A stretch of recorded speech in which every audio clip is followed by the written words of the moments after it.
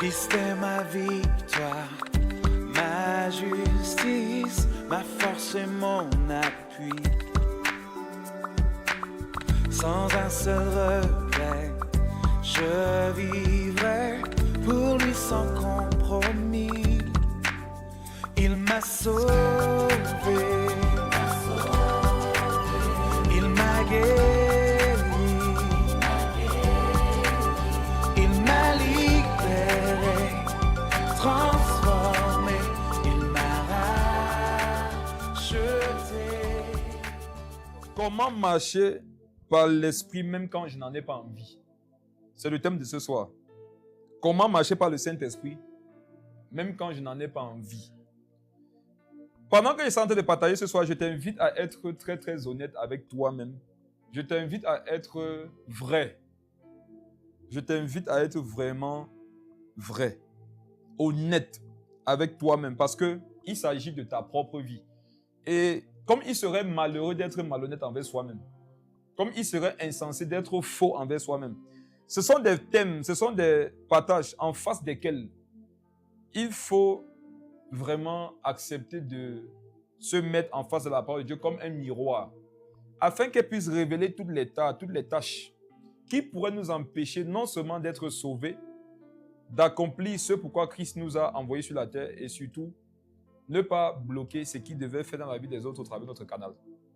Donc mes frères et sœurs, soyons très honnêtes ce soir pendant que nous sommes en train de partager la parole. Et pour commencer, on va prendre un passage dans Galates. Galates, le chapitre 5. Et comme d'habitude, pendant que nous lisons ici, je t'invite à lire aussi à la maison. Galates, le chapitre 5.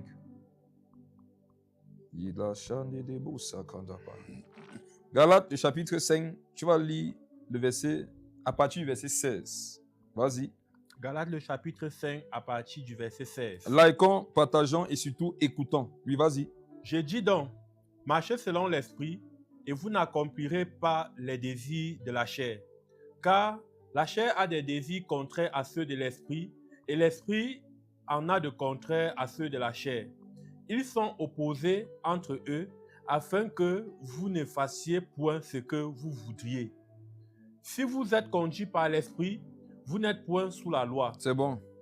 Est-ce que tu peux relire le verset 16? Verset 16. Je dis donc, marchez selon l'esprit, et vous n'accomplirez pas les désirs de la chair. Mes frères, écoutons la parole. La parole de Dieu nous dit, marchez selon l'esprit, et vous n'accomplirez pas les désirs de la chair. Ce simple verset nous permet de comprendre une chose. Un même individu peut marcher par l'esprit, comme il peut marcher par la chair. Là, écoutez-moi bien. Je sais que quand ça commence souvent comme ça, les révélations brutales commencent à tomber, les gens sont scandalisés. Écoutez-moi bien. Le fait que tu sois né de nouveau ne garantit pas qu'après tu vas marcher par le Saint-Esprit. C'est l'étape numéro 1 pour marcher par le Saint-Esprit. L'étape numéro 1 pour marcher par le Saint-Esprit, c'est le fait de naître de nouveau. Mais naître de nouveau ne détermine pas forcément que tu vas marcher par le Saint-Esprit. Sinon, on n'aurait pas dit ici dans Galates 5 au verset 16, marchez selon l'esprit et vous n'accomplirez pas les désirs de la chair. Ça veut dire que si je ne marche pas par l'esprit, qu'est-ce que je vais faire? Je vais accomplir les désirs de la chair. Et on s'adresse à qui? À des personnes qui sont nées de nouveau. Amen. Le message de marcher par l'esprit et non selon la chair, ce n'est pas d'abord pour les inconvertis. C'est d'abord pour les convertis. Amen. Ceux à qui chaque jour on doit prêcher de marcher par l'esprit. Ceux à qui on doit répéter chaque jour de ne pas céder aux désirs de la chair. Ce n'est pas les inconvertis. Ce sont les chrétiens. Et quand tu n'as pas compris ça, tu vas être choqué chaque fois que dans l'église, tu vas voir qu'il y a quelqu'un qui a marché par la chair. J'ouvre une petite parenthèse. Vous qui êtes toujours choqué quand dans l'église, vous avez vu quelqu'un marcher par la chair, là, vous êtes immature spirituellement. La Bible nous renseigne que quelqu'un, bien que né de nouveau, peut marcher par la chair s'il ne marche pas par l'esprit. Le combat doit être de s'aider les uns les autres, s'encourager, s'édifier à marcher par l'esprit. Amen. Quand quelqu'un marche par la chair, ou alors quand quelqu'un pose une œuvre de la chair, quel est le message qu'il te donne? C'est que je ne marche plus par l'esprit. Amen. Et si tu veux donc l'aider, qu'est-ce que tu dois faire? L'aider à marcher par l'esprit. Ne pas lui faire la remarque selon laquelle il est charnel. Non, ça n'aide pas. Ça n'aide pas un charnel à devenir spirituel, de lui rappeler qu'actuellement il est en train de marcher par la chair. Il sait déjà.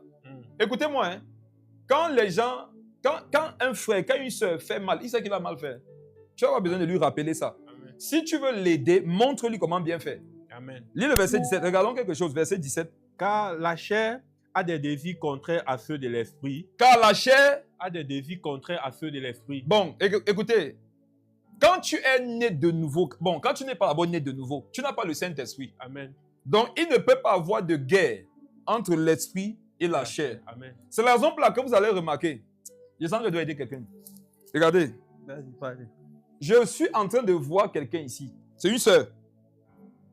Je peux la fouiller et dire qu'il s'agit de telle. Écoute, je vais te parler à toi, ma sœur, sans te citer. Ça sera un éclairage pour tous les autres. La sœur dont je parle là, elle est très choquée lorsqu'elle voit un enfant de Dieu mal fait. Suis-je en train de dire qu'un enfant de Dieu doit mal faire? Non. Non. Je suis en train de vouloir aider une sœur qui est très choquée lorsqu'elle voit un enfant de Dieu mal faire ou bien pécher. Ça la choque particulièrement. Ma soeur, je vais t'aider par cet éclairage. J'étais en train de dire sur la base de Galates 5 au verset 17. Le début dit, car la chair a des désirs contraires à ceux de l'esprit. Ça veut dire que quand tu nais de nouveau, il y a une guerre qui s'établit automatiquement entre l'esprit et la chair. Amen. Mais quand on est inconverti, il n'y a pas ce combat. Amen. Amen. Quand on est inconverti, il n'y a pas ce combat. Quand tu es inconverti, il n'y a pas de guerre. Tu vois, tu ne marches que par la chair. L'Esprit de Dieu n'est pas en toi pour combattre les œuvres de la chair, non. C'est la raison pour laquelle dans le monde, vous avez remarqué, nous on ne luttait pas. Qui a remarqué que quand il s'est converti, c'est là qu'il a commencé à être conscient que mais il a des problèmes. Vérité. Quand tu étais dans le monde, tu n'étais pas conscient de ça. C'est quand tu t'es converti que tu t'es rendu compte que mais c'est difficile de se sanctifier. Les attaques de tel esprit. Est-ce que tu sentais ça avant? Non, parce que tu ne marchais qu'avec ces esprits impurs. J'ai aidé cette soeur pour lui dire quoi, ma soeur? Il est tout à fait normal que dans l'église, tu vois des personnes combattre la chair. C'est normal. Il n'est que tout à fait normal que tu vois des frères et des soeurs combattre contre des péchés. Combattre des situations de sainteté, de sanctification. Il y a une guerre. La Bible nous dit ici dans Galates 5, c'est que quand tu es né de nouveau, il y a une guerre dans toi. Vous voyez ce qui se passe entre la Russie et l'Ukraine, non? Il y a pire en nous. Il y a pire en chacun de nous. Mais frères et sœurs, si vous suivez l'actualité, vous avez remarqué qu'il y a certains pays qui sont en guerre, non? Je vous dis que le combat, la guerre actuellement qu'il y a en chacun de nous, si tu m'écoutes et que tu es converti, je te dis de la part de Dieu, la guerre qui est en toi, elle est plus sérieuse que la guerre que tu vois entre les nations. Parce que là-bas, ce sont des guerres physiques. À l'intérieur de nous, ce sont des guerres spirituelles. Et tout ce qui est spirituel domine tout ce qui est physique. Amen. Donc, ma soeur, ne sois pas trop choquée. Lorsque tu vois souvent qu'un frère perd une bataille, il a perdu une bataille, mais la guerre n'est pas finie. Amen. La guerre n'est pas finie. Amen. Ce qui te choque, c'est le fait que tu ne saches pas que quand quelqu'un devient un enfant de Dieu, automatiquement, il aura plein de combats qu'il n'avait pas dans le monde. C'est ce que vous ne comprenez pas. Amen. Quand tu es dans le monde, Satan ne va pas t'embêter, il va te laisser tranquille. Les esprits de mensonge, de vol, de masturbation, de pornographie, d'impudicité, tout ça là, ils vont te laisser tranquille. Mais quand tu te convertis, ils voient qu'ils ont perdu une âme. Ils voient que tu ne vas plus passer l'éternité en enfer. Ils voient que tu es sauvé. Ils ne veulent pas ça. Qu'est-ce qu'ils vont faire? Ils vont se rouer tous contre toi. Et c'est comme ça que tu vas remarquer que dès que tu donnes ta vie au Seigneur Jésus, il y a des combats que tu commences à ressentir que tu ne ressentais pas avant. Tu commences à ressentir des attractions que tu n'avais pas avant. Tu commences à vivre dans des formes souvent de convoitise qui ne t'attaquaient pas avant. C'est pourquoi? C'est parce qu'ils t'ont lancé la guerre. Et cette guerre s'opère à l'intérieur de ta personne. Donc, quand vous voyez un enfant de Dieu qui est plus ou moins bancal, sachez une chose. Ce frère-là est en guerre. Il est en guerre. Et parfois, ça va le surprendre parce qu'il n'était pas préparé à ça. Qu'est-ce qu'on t'avait dit lorsque tu te convertissais? Si tu donnes ta vie à Jésus, tu seras sauvé. Tu ne connaissais pas la suite. Mais frère, je ne suis pas sûr que s'il me connaissait, je devais me convertir. Le Seigneur nous a tous eu, les frères. Le Seigneur nous a tous pris. Amen. Quand il est venu avec, il a dit allez annoncer une bonne nouvelle. Yves, n'est-ce pas que le message de l'évangile, c'est un message de bonne nouvelle? Oui, amen. Le message de l'évangile, c'est une bonne nouvelle. Mes frères et sœurs, c'est quand tu te convertis à la bonne nouvelle que le Saint-Esprit te rappelle. C'est là qu'il te révèle que derrière la bonne nouvelle, il y a de mauvaises nouvelles. Il peut vous choquer. Vas-y. Il y a une seule bonne nouvelle, non? Mais il y a des milliards de mauvaises nouvelles derrière la bonne nouvelle. Exemple simple. La bonne nouvelle, c'est que nous étions esclaves du péché. Si nous donnons nos vies au Seigneur Jésus, nous serons sauvés. Ça passe par quel moyen? La repentance, le baptême par immersion. On va prier pour moi, je reçois le baptême du Saint-Esprit. Je marche dans la sanctification. C'est ce que toi, tu avais en tête, n'est-ce pas? Moi aussi. Même toi. Même toi. On avait tout ça en tête. Nous ne savions pas que derrière ça, il se cachait beaucoup de choses qui pour nous devaient être de mauvaises nouvelles. Exemple, si ton frère a péché contre toi, c'est à toi de partir demander pardon. Frère, on ne savait pas. On ne savait pas. On ne savait pas. On ne savait pas qu'après s'être converti, Jésus devait dire, finis la pornographie que tu aimes. On ne savait pas. Ce n'est pas sûr que quand on t'avait prêché, on t'avait parlé. On t'avait juste parlé du salut. Amen. Donc mes frères, sachez que beaucoup ils ont été surpris de la vie chrétienne. Pourquoi? Ils n'étaient pas préparés à tout ça. Et c'est clair qu'on ne peut pas t'annoncer toutes ces choses-là avant ta conversion. Donc, ma soeur qui est choquée par le fait que ce soit dans l'église. J'ai beaucoup entendu ça. Il y a les gens qui viennent dans l'église, ils disent que comment c'est dans l'église qu'on trouvait ça? Comment c'est dans l'église qu'on trouvait ça? Attends, qui serait étonné qu'en guerre, on entendait des coups de feu? Personne. Qui serait surpris qu'en guerre, on trouvait des cadavres un peu de partout? Qui serait surpris qu'en guerre, on entendait des détonations un peu de partout? Regarde, l'église, c'est un regroupement de personnes à l'intérieur desquelles il y a des guerres. Comment tu ne veux pas que les temps entiers tuent un peu sur toi? Avons-nous ça? On tire souvent les uns sur les autres. On tire souvent les uns sur les autres. Je suis en train de m'adresser aux gens qui sont choqués pour ce qu'ils voient dans l'église. Oh, vraiment, il y a la calomnie dans l'église. Oh, vraiment, dans l'église, les gens ne s'aiment pas. Oh, dans l'église, il y a ci, ça. Et regarde, je ne suis pas en train de dire qu'il y a pas ça. Moi, je suis en train de te dire une chose. Tu vois ceux qui sont dans le salon, non? Eux-mêmes, ça les surprend. Donc, eux-mêmes, souvent, ils font des choses, non? Ils sont surpris que c'est moi qui fais ça. N'est-ce pas, étant né de nouveau, je ne devrais plus le faire. Mais pourquoi la personne n'arrive pas encore à se comporter comme il faut? Il y a une guerre à l'intérieur d'elle. C'est Paul qui parle, frère. Nous sommes dans Galate. C'est Paul. Paul dit, il y a une guerre. Il dit, car la chair a des désirs contraires à ceux de l'esprit. Donc, un chrétien, c'est qui? C'est quelqu'un à l'intérieur duquel il y a des désirs de l'esprit et des désirs de la chair. Le jour où tu oublies qu'il y a des désirs charnels en toi, tu es perdu. Tu sais pourquoi? Tu vas marcher sans faire attention. Lorsque tu marches sur un chemin, sans savoir que sur ce chemin, il y a des trous, tu ne vas pas prêter attention. Tu vas marcher normalement, simplement, et malheureusement, à un moment donné, ton pied va être au-dessus d'un trou et tu vas tomber. Mais celui qui sait que sur un chemin, il pourrait avoir des trous, quand il marche, qu'est-ce qu'il fait? Il tape d'abord. Il tape d'abord. C'est quand il voit qu'il y a un trou, il esquive. Mes frères, car la chair a des désirs contraires à ceux de l'esprit. Vous tous qui êtes connectés ce soir, même si vous priez en langue 4 heures par heure, même si vous jeûnez 40 jours par mois, même si vous priez 8 heures par matinée, sachez une chose, hein, à l'intérieur de vous, il y aura toujours des désirs charnels. Il y aura toujours des désirs qui vont te pousser à vouloir marcher contre l'esprit. Et qu'est-ce que nous sommes venus entendre ce soir? Nous sommes venus ce soir entendre comment est-ce qu'il faut faire. Amen. Pour quand même marcher par l'esprit, alors qu'au-dedans de moi, je veux marcher par la chair. Amen. Qui ici va avoir la malhonnêteté de me dire que connaissant la volonté de Dieu, il n'est jamais arrivé à cette situation. Il a dit que malgré le fait que je connaisse la volonté de Dieu, je sens qu'aujourd'hui, je n'ai pas la force de faire sa volonté. Je n'ai pas la force de faire ce qu'il attend de moi aujourd'hui. S'il n'intervient pas, je suis mort. Qui va me dire qu'il n'a jamais vécu ça? Qui va me dire qu'il n'a jamais été confronté à cette situation? Tu connais la parole de Dieu, tu connais sa volonté. Mais voilà le fait qui est devant toi. Tu n'y arrives pas. Et tu sais que si Dieu ne t'aide pas, tu vas pécher. Tu as prêché tu as prêché ça hier. Le lendemain, toi-même, tu veux faire le contraire. Tu as exhorté une sœur sur le sujet. Mais quand c'est arrivé, tu connais ce qu'il faut faire. Où est la force? C'est comme si la force t'a quitté. Et à un moment donné, tu te poses des questions. Est-ce que je suis même vraiment converti? Est-ce que j'ai le Saint-Esprit? Est-ce que j'aime même Dieu? Nous sommes venus t'aider. Ce thème va te délivrer. Marcher par l'Esprit. Comment marcher par l'Esprit? Même quand je n'en ai pas envie. J'ai déjà pris Galates 5, 16 à 17 pour que tu vois que même si tu es né de nouveau avant les anges, même si avant que Jésus n'était, tu fus avant Jésus. Regarde, Parce qu'on ne sait pas, chacun et chacun ici ce soir. Peut-être il y en a aussi qui ont précédé Jésus. Et vous dites, même si tu as précédé Jésus, regarde, où tu es là, tu as besoin d'entendre cette vérité. Amen.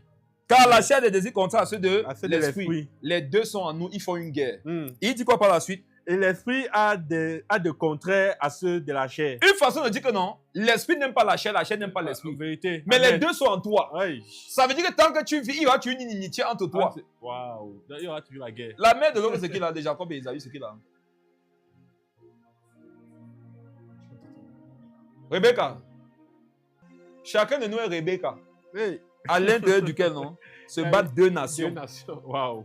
C'était Jacob et Isaïe dans son ventre. Mais Dieu dit c'est deux nations. Tu vois l'esprit, la chair. Ce ne sont pas deux villains, ce ne sont pas deux nations, c'est deux mondes. Hey. La chair, c'est tout un monde. Hmm. L'esprit, c'est tout un monde. Donc quand les deux combattent en toi, c'est comme si un monde est en guerre contre un monde. Et on l'a dit, ne faites pas la guerre hors de quelqu'un. On a dit, il faut que les gens se convertissent. Dès que tu te convertis, on met cette guerre-là en toi. Wow. Quand tu es conscient de ça, tu sais comment il faut aider ton frère. Si ton frère traverse des difficultés, tu ne vas pas le condamner. Tu vas pas... Non, parce qu'en l'intérieur de lui, deux mondes de combat. Vous savez ce qu'on appelle un monde? Un monde est constitué de plusieurs pays. Plusieurs pays qui sont constitués de plusieurs villes. Plusieurs villes qui sont constituées de plusieurs quartiers. Wow. Plusieurs quartiers qui sont constitués de plusieurs carrefours. Hey. Plusieurs carrefours qui sont constitués de plusieurs entités. On dit que tout ça, là, c'est dans une seule personne. Vous aussi. Aïe.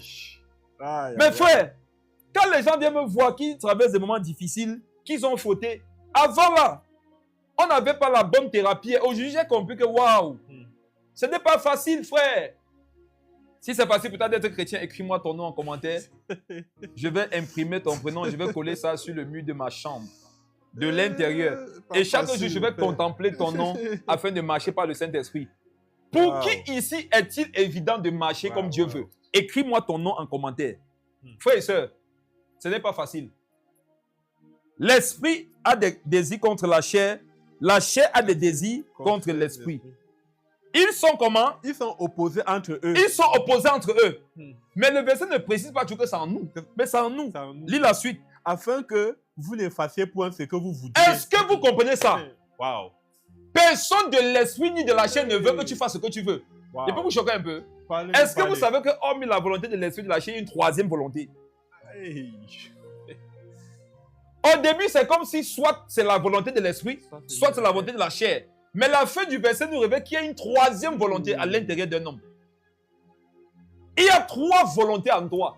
Il y a la volonté de l'esprit, il y a la volonté de la chair, et il y a ta propre volonté. Wow. Maintenant, c'est ta volonté qui peut décider de faire pour l'esprit ou pour la ou pour la chair. Amen. Wow. Je veux te montrer ce soir comment, non?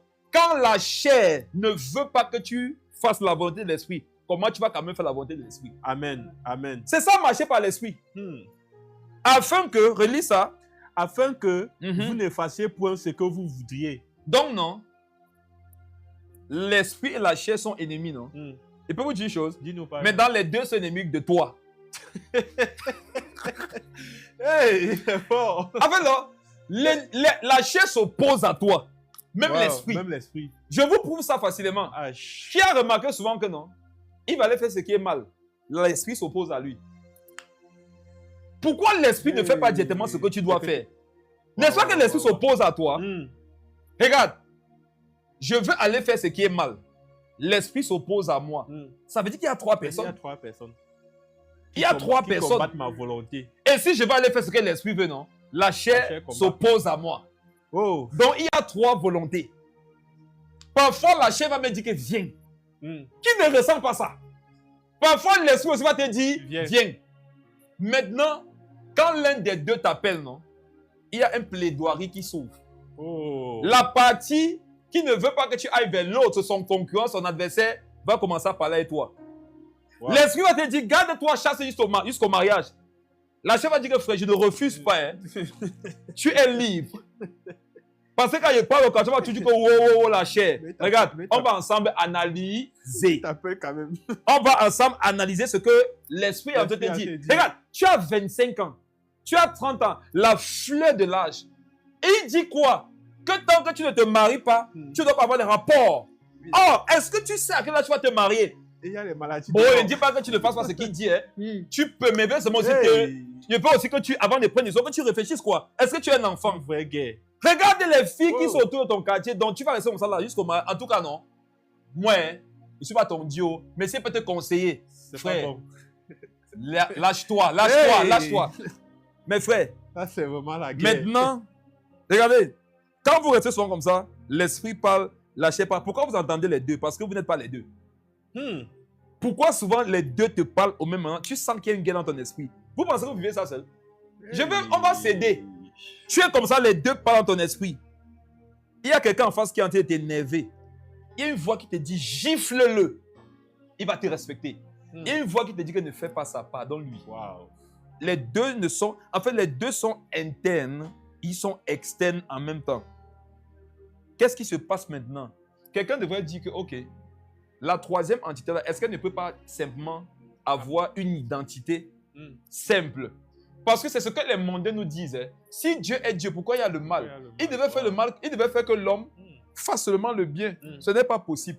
La troisième identité est neutre. Wow. C'est à elle de choisir. Et la parole de Dieu est là pour fortifier. C'est ce qu'on appelle l'homme intérieur. Wow. La parole de Dieu est là pour fortifier ce qu'on appelle l'homme intérieur. Et c'est cet homme intérieur, au fur et à mesure qu'il est fortifié, qui fait le désir de l'esprit. Amen. Maintenant, c'est ta chair qui, au fur et à mesure aussi qu'elle est fortifiée, va obéir à l'esprit de la chair. Et la Bible nous parle de ça aussi dans Romains. C'est deux lois. Il y a la loi de l'esprit et de vie et la loi du péché et de la mort. Donc, ils sont opposés entre eux afin que vous ne fassiez pas ce que vous voudriez. Donc, c'est deux ennemis qui voudraient chacun que tu fasses leur volonté. Maintenant, le message de l'évangile nous fait comprendre que nous devons faire la volonté de l'esprit. Mes frères, maintenant, regardez. Parlons-nous simplement. Qui ne sait pas ici qu'il faut faire ce que l'esprit veut? Dites-moi, qui ne sait pas qu'il faut faire ce que l'esprit veut? Nous tous, on sait ça. Amen, amen. C'est une chose de savoir. C'est une chose de faire. Wow. Mes frères, c'est une chose de savoir. C'est une chose de savoir comment faire. Amen. Et amen. le problème de beaucoup de chrétiens, ce n'est pas qu'ils ne savent pas qu'il faut faire. Comment faire? C'est comment faire. Amen. Regarde, quelqu'un, écoutez-moi très bien. Quelqu'un vient te voir. Il te dit, apôtre, je n'arrive pas à prier longtemps. Et tu dis, mon frère, comment ça? Il faut prier longtemps. Mes frères, quelqu'un vient te voir, il te dit, je n'arrive pas à arrêter de convoiter les femmes. Et ton aide, c'est de lui dire, mais arrête de convoiter les femmes, frère, tu es chrétienne. Regarde, en venant te voir, il sait qu'il est chrétien. En venant te voir, il sait qu'il ne doit pas convoiter les femmes. Il sait ça. C'est justement parce qu'il le sait qu'il est venu te voir. S'il ne savait pas, il ne serait pas venu te voir. Vérité. Vérité. Après, je n'arrive pas à arrêter la convoitise de la pornographie. Je n'arrive pas à arrêter avec la masturbation. Aide-moi. Et toi, tu lui dis, il faut arrêter de te masturber plus. Amen. Ce n'est pas bien. Tu as reçu l'esprit. Ce n'est pas bien. Tu es un chrétien. Tu es né de nouveau aujourd'hui. C'est toi qui dois montrer l'exemple. Regarde, il sait tout ça. Il sait tout ça. Regarde, c'est comment faire là. Comment faire? Mes frères et sœurs, si tu es un prédicateur et que tu m'écoutes, écoute-moi bien. Arrête de répéter aux gens qu'ils doivent faire ce qu'ils savent qu'ils doivent faire. Montre-leur comment faire. Amen. Le problème de beaucoup d'enfants, ce n'est pas l'ignorance de ce qu'ils doivent faire. C'est comment. Comment faire? Amen. Deux fiancés, tu ne veux pas qu'ils tombent dans le péché sexuel avant le mariage. Et tu les appelles, tu dis, vous savez, vous ne devez pas entrer dans le mariage en tombant. Gardez-vous. Gardez-vous. Vous comprenez? Vous êtes des modèles aujourd'hui. Vous êtes des enfants de Dieu. Quand vous allez vous marier, vous allez faire. Vous comprenez? Mais vous ne faites pas encore. Et là, ils savent tout ça. Vérité. Il faut leur dire que comme vous vous aimez là, non? Vos chaises vont s'attirer. Et le meilleur moyen de faire en sorte que vos chaises ne soient pas en contact, c'est les tenir loin. Amen. Amen. Donc tu ne connais pas où elle habite. Elle ne connaît pas où tu habites. Amen. Lorsque vous voulez parler, vous partez à l'église devant le pasteur, les diacres et l'équipe de louange. Amen. Chaque fois que vous voulez parler la nuit au téléphone, vous appelez le conseil des anciens, vous lancez un appel de groupe, vous parlez en leur présence. Si vous devez vous voir quelque part pour qu'elle te donne la liste de la dot, vous partez dans le carrefour le plus peuplé de la ville. Amen. Et vous attendez quand les feux sont rouges. Vous partez au milieu du carrefour. Et tu dis, tiens ta liste. Et quand tu dis, tiens la liste, chacun de vous doit avoir les poches noires qui vous empêchent de vous voir l'un et l'autre. Et dès que tu sens que ta main a touché les poches, vous vous retournez. Et chacun part de son côté. Amen. Amen. Ça va les aider. Acclamons la parole du Seigneur. Amen. Ça va les aider. Amen. Ça va les aider. Ça va les aider. Wow. Comment faire? Apôtre, je suis jalouse de ma soeur en Christ. Comment je fais pour ne plus être jalouse? Ne sois plus jalouse, ce n'est pas bien. C'est ça. Quand tu es jalouse de ta soeur, est-ce que c'est bon? C'est pas bien. Elle sait que ce n'est pas bon, c'est pour ça C'est qu'elle est vrai. venue te voir. Wow. Dis-lui que quand tu es jalouse de ta soeur, comment sortir de ça? Regarde, va dans la prière et avoue à Dieu que Seigneur, je suis jalouse. Tu cites le nom de la sœur et tu cites les motifs pour lesquels tu es jalouse d'elle. Amen. Et tu dis ce que tu as envie qui lui arrive à cause de cette jalousie. Écoutez-moi, est-ce que... Wow. Écoutez, est-ce que vous savez qu'une volonté, c'est un enfant? Aïe. Je vais vous dire quelque chose. Tu vois une volonté à l'intérieur de toi, non? C'est un enfant qui veut naître. Alléluia. Amen. Une volonté à l'intérieur de toi, c'est un bébé qui demande à naître. Maintenant, quand tu sais que le bébé, c'est un mauvais bébé, va dans la maternité de Dieu. C'est Dieu qui va... Dieu tue les bébés. Il faut la monter. Il y a les bébés que Dieu tue à la naissance. Hey. Mes frères et sœurs, quand tu sais que tu es enceinte de jalousie, enceinte de convoitise, enceinte de la... Regarde, les choses du cœur là, envers les autres, va dans la maternité de Dieu, non? Mets-toi sur la table, écarte les jambes. Regarde, pousse ça. Amen. Ne cache pas ce bébé. Amen. Dis que c'est Jésus, c'est en moi. Seigneur, je suis jaloux de la sœur, elle va se marier bientôt. Quand je sais que quand elle va se marier, elle va me dépasser. Parce que dans sa tête, non, quand une sœur se marie, automatiquement, elle dépasse ceux qui ne sont pas mariés. C'est d'abord un mensonge que Satan lui a dit et elle a cru en ça. Maintenant, c'est d'aller dire à Dieu, Seigneur, j'ai l'impression que quand elle va se marier, elle va me dépasser. Et pourquoi elle ne me dépasse pas? La seule chose à faire, c'est qu'elle ne se marie pas, soit qu'elle meurt. Dis ça, il force les yeux. Tu ne connais pas le cœur de l'homme. Peut-être tu n'as pas encore été attaqué. En tout cas, lui, peut-être dossier, frère et soeur, vous et moi qui sommes encore sur la terre, on va se parler. Tu pars en prière, tu dis, Seigneur Jésus, cette soeur-là qui va se marier, ça me fait mal. Elle a 25 ans, moi j'ai 35 ans. Je ne la vois pas servir à l'église comme moi. Pourquoi c'est elle qui se marie, ça me fait mal. Je sais que je devrais être fier de ce qui lui arrive, mais non, je suis jalouse. Ça me fait mal. Seigneur Jésus, délivre-moi si tu ne veux me perdre. Amen. Enlève ça de mon cœur. Amen. Si ça, regarde, au moment où tu es en train de parler, la délivrance va venir. Amen. Comment annuler ça? Satan voudrait que par cette jalousie, tu ne lui parles pas.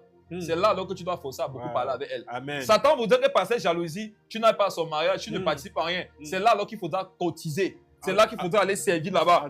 Pour tuer cet esprit-là en toi. Amen. Ce que cet esprit ne voudrait pas que tu fasses, non. Fais le contraire. Amen. Amen. Autant pour moi, ce qu'il veut que tu fasses là, non. Fais le contraire. Amen. Voilà comment, par exemple. Voilà, je peux te dire beaucoup d'autres choses. Je prenais des exemples comme ça pour vous montrer que arrêtez de vous calomnier les uns les autres en citant ce que vous saviez que les autres devaient faire. Eux-mêmes, ils savent qu'ils doivent le faire. Vous devez leur apprendre comment faire. Autrement, il n'y aura pas changement, transformation et vous n'aurez qu'à vous plaindre toujours. Lis le verset 18. Verset 18. Si vous êtes conduit par l'esprit, vous n'êtes point sous la loi. Si vous êtes conduit par l'esprit, vous n'êtes point sous la loi. On nous fait comprendre ici que marcher par la chair, c'est une loi. Wow. Au départ, on a dit marcher soit par l'esprit, soit par la chair. Et on dit que si tu arrives à marcher par l'esprit, tu marches, tu n'es pas sous la loi. Donc le pouvoir de la marche par la chair, c'est quoi? C'est la loi. Le pouvoir de la chair, c'est la loi. Sur quoi est-ce que ta chair s'appuie pour te mettre en difficulté? C'est quand il y a l'interdiction. Mais frère, c'est qui a remarqué que lorsqu'il y a une interdiction quelque part, cette chose-là a du goût. Vérité. Ça a de la saveur. Vérité. Mais frère, excusez-moi les célibataires. Je peux vous dire une chose. Parlez. Est-ce que vous savez que les maris ne font pas beaucoup? Ils ne font même presque pas souvent. Vous savez pourquoi? Parce qu'aucune loi leur interdit de faire. Mais allez demander aux mêmes qui ne font pas. Ils veulent souvent faire avec quelqu'un d'autre. Pourquoi? Parce qu'il y a une loi qui l'interdit. Hey! Ce n'est pas une révélation, c'est la parole. Écoutez, vous savez pourquoi vous voulez souvent boire? C'est parce que Dieu ne veut pas que tu boives. Tu sais pourquoi tu vas souvent fumer? C'est parce qu'il y a une loi qui dit que tu ne fumeras pas. Si la Bible dit que vous fumerez, vous allez boire. Pour que tu tiens un bâton, on va te persécuter avec la parole. Si s'enivrer, non? C'était une bonne chose. Vous nous verrez les dimanches. Dis, frère, il y a le vin, il y a l'argent, mais pourquoi vous ne buvez pas? Le Seigneur est mort à la croix pour que tu sois ivre de bière. Mais tu n'arrives pas à boire. Qu'est-ce qui te coûte de prendre, décapsuler et d'envoyer? L'interdit. Mais frère, c'est parce que ce n'est pas interdit. Dès que quelque chose est interdit, frère, elle prend de la saveur. Mais c'est une saveur de mort. Amen. Amen. C'est une saveur de destruction. C'est une saveur de condamnation. Amen. Tu dois apprendre à vivre loin des choses interdites. Sans méditer dessus. C'est quand tu commences à méditer de pourquoi on interdit ça. Pourquoi? C'est là que la chair se réveille. La chair aime quand tu raisonnes sur l'interdit. Si vous êtes conduit par l'esprit, vous n'êtes point sous la loi. Vous n'êtes point sous la loi. Vous n'êtes point sous la loi. Amen. Le pouvoir de la chair, c'est la loi. La loi. Mes frères et sœurs, si le pouvoir de la chair, c'est la loi, je serai spirituel en vivant sans loi. Hey. Wow. N'est-ce pas, ça veut dire que s'il n'y a aucune loi, je suis spirituel. Attention, il faut que j'explique ça. C'est fort. Je dois expliquer ça. Quiconque marche par l'esprit n'est pas sous la loi. Est-ce à dire que je peux vivre comme je veux? Hors la loi, parce qu'en vivant hors la loi, je suis conduit par l'esprit. Non, ce n'est pas ce que j'ai dit. Écoutez, celui qui marche par l'esprit, il n'est point sous la loi. Or, être sous la loi, c'est marcher par la chair. Donc, marcher par la chair, c'est une loi. Si marcher par la chair, c'est une loi, alors marcher aussi par l'esprit, c'est une loi. Donc, quelqu'un qui ne marche pas sous la loi de la chair doit marcher sous la loi de l'esprit. Amen. Et la loi de l'esprit, c'est la loi de Jésus-Christ. Amen. Amen. C'est pour ça que le meilleur moyen de marcher par l'esprit, c'est la suite de mon message. Le meilleur moyen de marcher par l'esprit, c'est de marcher par la loi de Jésus. Amen. Amen. Et vous avez remarqué que quand il y a la loi, ça donne le pouvoir à l'une des entités. Quand il y a la loi de la chair, ça donne du pouvoir à la chair. Ça veut dire qu'au fur et à mesure que je vais connaître la loi de Christ, ça va donner du pouvoir à mon esprit. Amen. Qui comprend ce que j'ai en train d'expliquer? Vérité. Celui qui marche par l'esprit n'est point sous la loi. Or, je vous dis que le pouvoir de la loi, du péché, c'est la loi. Donc, si je connais aussi la loi de Jésus, ça va donner du pouvoir à mon esprit. Amen. Qui va dominer sur la chair. Regardons un autre verset, regardons quelque chose. 1 Corinthiens, regarde, tu prends 1 Corinthiens, chapitre 9, verset 27. 1 Corinthiens, le chapitre 9, verset 27. Regarde, avant ça, prenons plutôt 1 Pierre 2, pardonnez-moi. 1 Pierre 2. 1 Pierre 2, le verset 11. Tu veux marcher par le Saint-Esprit? Écoute cet enseignement jusqu'à la fin. Parce que, écoutez, pendant que nous sommes ici, non, ceux qui nous écoutent, la guerre là se passe en eux. Le Saint-Esprit dit, reste sur le live. Tu dois écouter cette vérité pour être délivré parce que ça te concerne. Il y a une autre loi qui est en train de parler en toi. La loi là te dit, monte avec l'écran. Regarde ta main est en train de trembler comme ça devant l'écran. Ta main va se faire fuir pour quitter dessus. Il y a une loi qui te dit, monte. Quand tu vas monter, tu vas tomber sur une bonne vidéo qui fait rire. Tu vas monter sur une vidéo d'un chien qui est en train de poursuivre le loup, les bêtes, trucs comme ça là. Écoute l'esprit. Tu ferais mieux d'écouter l'esprit. Amen, amen. 1 Pierre 2, le verset 11. Bien-aimés, oui, je vous exhorte, comme étrangers et voyageurs sur la terre, à vous abstenir des convoitises charnelles qui font la guerre à l'âme. Répète ça. Bien-aimés, oui, je vous exhorte, comme étrangers et voyageurs sur la terre, à vous abstenir des convoitises charnelles qui font la guerre à l'âme. D'abord, c'est l'apôtre Paul qui nous a dit ça dans Galates 5. Maintenant, c'est le père Pierre. Pierre, c'est un papa. Hein? Amen, Pierre, c'est un père. Amen. C'est un poteau. Amen. L'apôtre Paul ne fait pas partie des poteaux. Allez relire vos Bibles. Mais l'apôtre Pierre, c'était un poteau. Et c'était le principal parmi les poteaux. Et qu'est-ce que le poteau nous dit?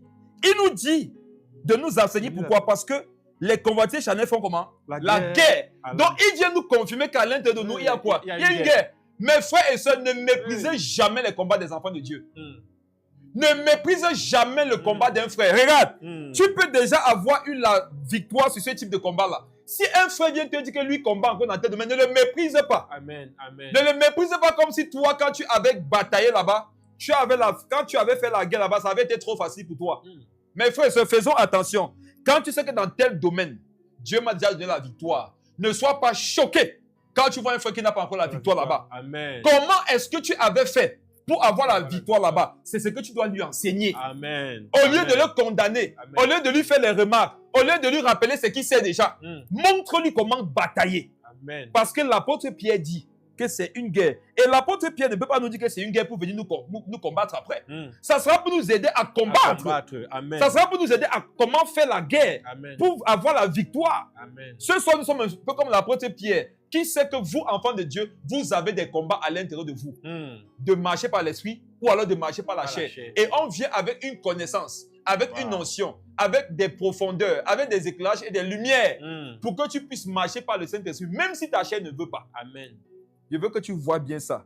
Il dit à vous abstenir des convoitises charnelles qui font la guerre à l'âme. Donc, chaque fois que ta chair convoite quelque chose, non, ça enclenche une guerre.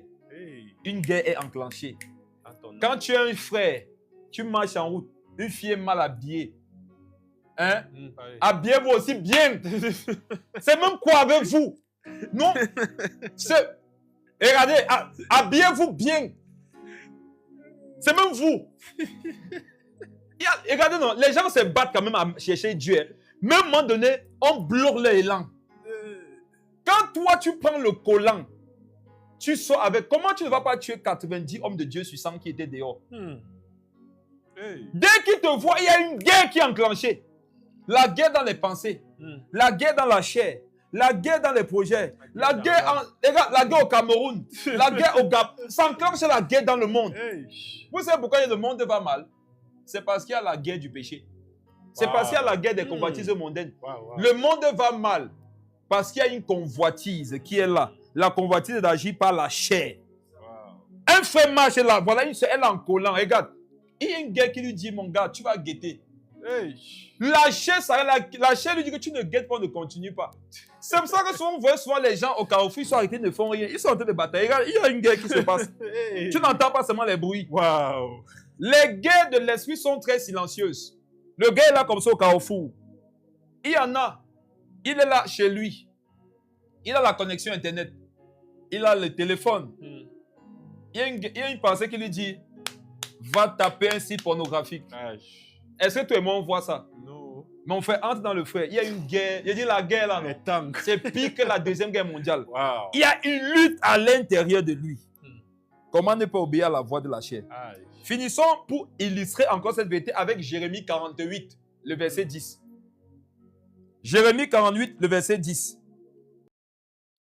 Bien-aimés, je vous exhorte comme étrangers et voyageurs sur la terre à vous abstenir des convoitises charnelles qui font la guerre. Et on te rappelle que tu es voyageur. Pour dire que si tu laisses la convoitise te prendre, ton voyage va s'arrêter sur la terre.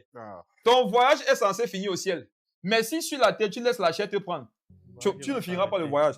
Jérémie 48, le verset 10, rapidement. Maudit soit celui qui fait avec négligence l'œuvre de l'Éternel. Répète ça fort. Maudit soit celui qui fait avec négligence l'œuvre de l'Éternel. La deuxième partie. Maudit soit celui qui éloigne son épée du carnage. Maudit soit celui qui éloigne son épée du carnage. Ça veut dire quoi? Quand il y a la guerre là, non? Dieu veut te voir frapper la chair. Si tu ne frappes pas la chair, qu'est-ce que le début du verset dit? Tu feras maudit. Maudit. C'est quoi un maudit? Un maudit, non? C'est quelqu'un qui est attaqué par la chair. Il a l'épée de l'esprit, mais il ne frappe pas. Et frappe, Paul disait que moi, quand il frappe, il ne frappe pas combattant l'air. Je frappe de façon que ma chair souffre. Et excusez-moi, hein, personne ne viendra frapper vos chairs à vos places. C'est à vous de frapper vos chairs. En fait, dans l'esprit, nous sommes tous au centre Jamo. Le centre Jamo au Cameroun, c'est le centre où il y a les fous. Ce n'est que dans ce centre que tu vois les gens se taper. Dans l'esprit, c'est à chacun de se faire ça dur. C'est à chacun de se violenter. Quand ta chair te dit qu'on va aller à gauche pécher, c'est à toi de la frapper pour dire que passe ici à droite. C'est une guerre. Et à la guerre, si tu ne frappes pas, on va te frapper. Vérité. À la guerre, c'est celui qui frappe qui reste en vie. Celui qui est frappé, il succombe. Comme, soit tu tues ou on te tue. Mes frères, maudit soit celui qui éloigne son épée Du carnage. du carnage. Et l'épée ici, c'est quoi? C'est l'image de la parole de Dieu. C'est l'image de l'esprit. Donc, maudit soit quelqu'un qui a la parole de Dieu et en face de la chair, il ne l'utilise pas. C'est quoi la malédiction? La malédiction, c'est que tu vas faire la volonté de la chair. Faire la volonté de la chair, c'est ça la malédiction. Quand tu as un combat spirituel, use de la parole de Dieu, use du Saint-Esprit. Amen. Et il veut davantage vous montrer comment.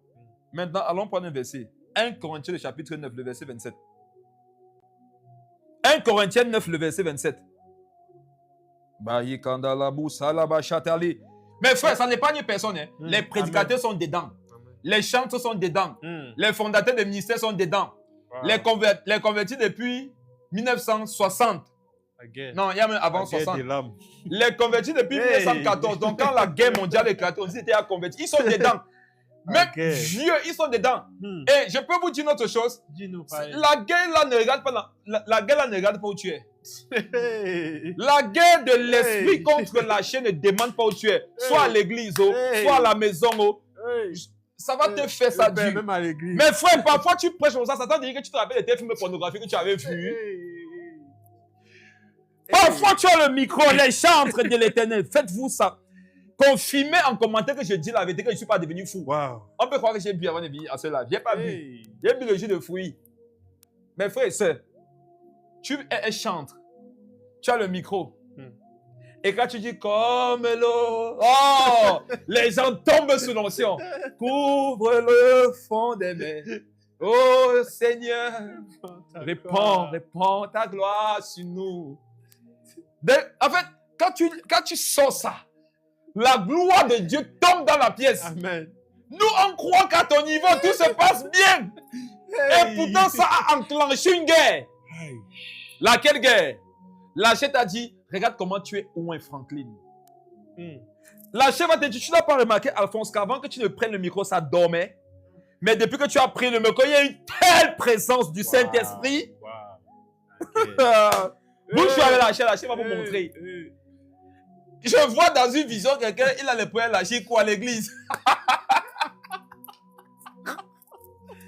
Oh Jésus! Regarde! L'église de ça. Frère et sœur, l'église ne blinde pas les gens. L'église ne blinde pas quelqu'un contre les œuvres de la chair. C'est la connaissance qui est le blindage. Amen. Amen. Il y en a, quand il ressent le désir de se masturber, il court. Il prend la moto, il dit que laisse-moi à l'église, laisse-moi à l'église. Dès qu'il court, il entre à l'église, il dit oh, je suis arrivé à l'église. Mais le gars, il se peut qu'il entre à l'église, ça n'est pas. Il dit qu'il est même à l'église. À l'église, c'est là-bas le noyau. Mais frère, écoutez-moi bien. Dans la guerre de l'esprit contre la chair, le noyau, l'épicentre, je vous dis, le lieu où le conflit est à son apothéose, à son paroxysme, c'est à l'église.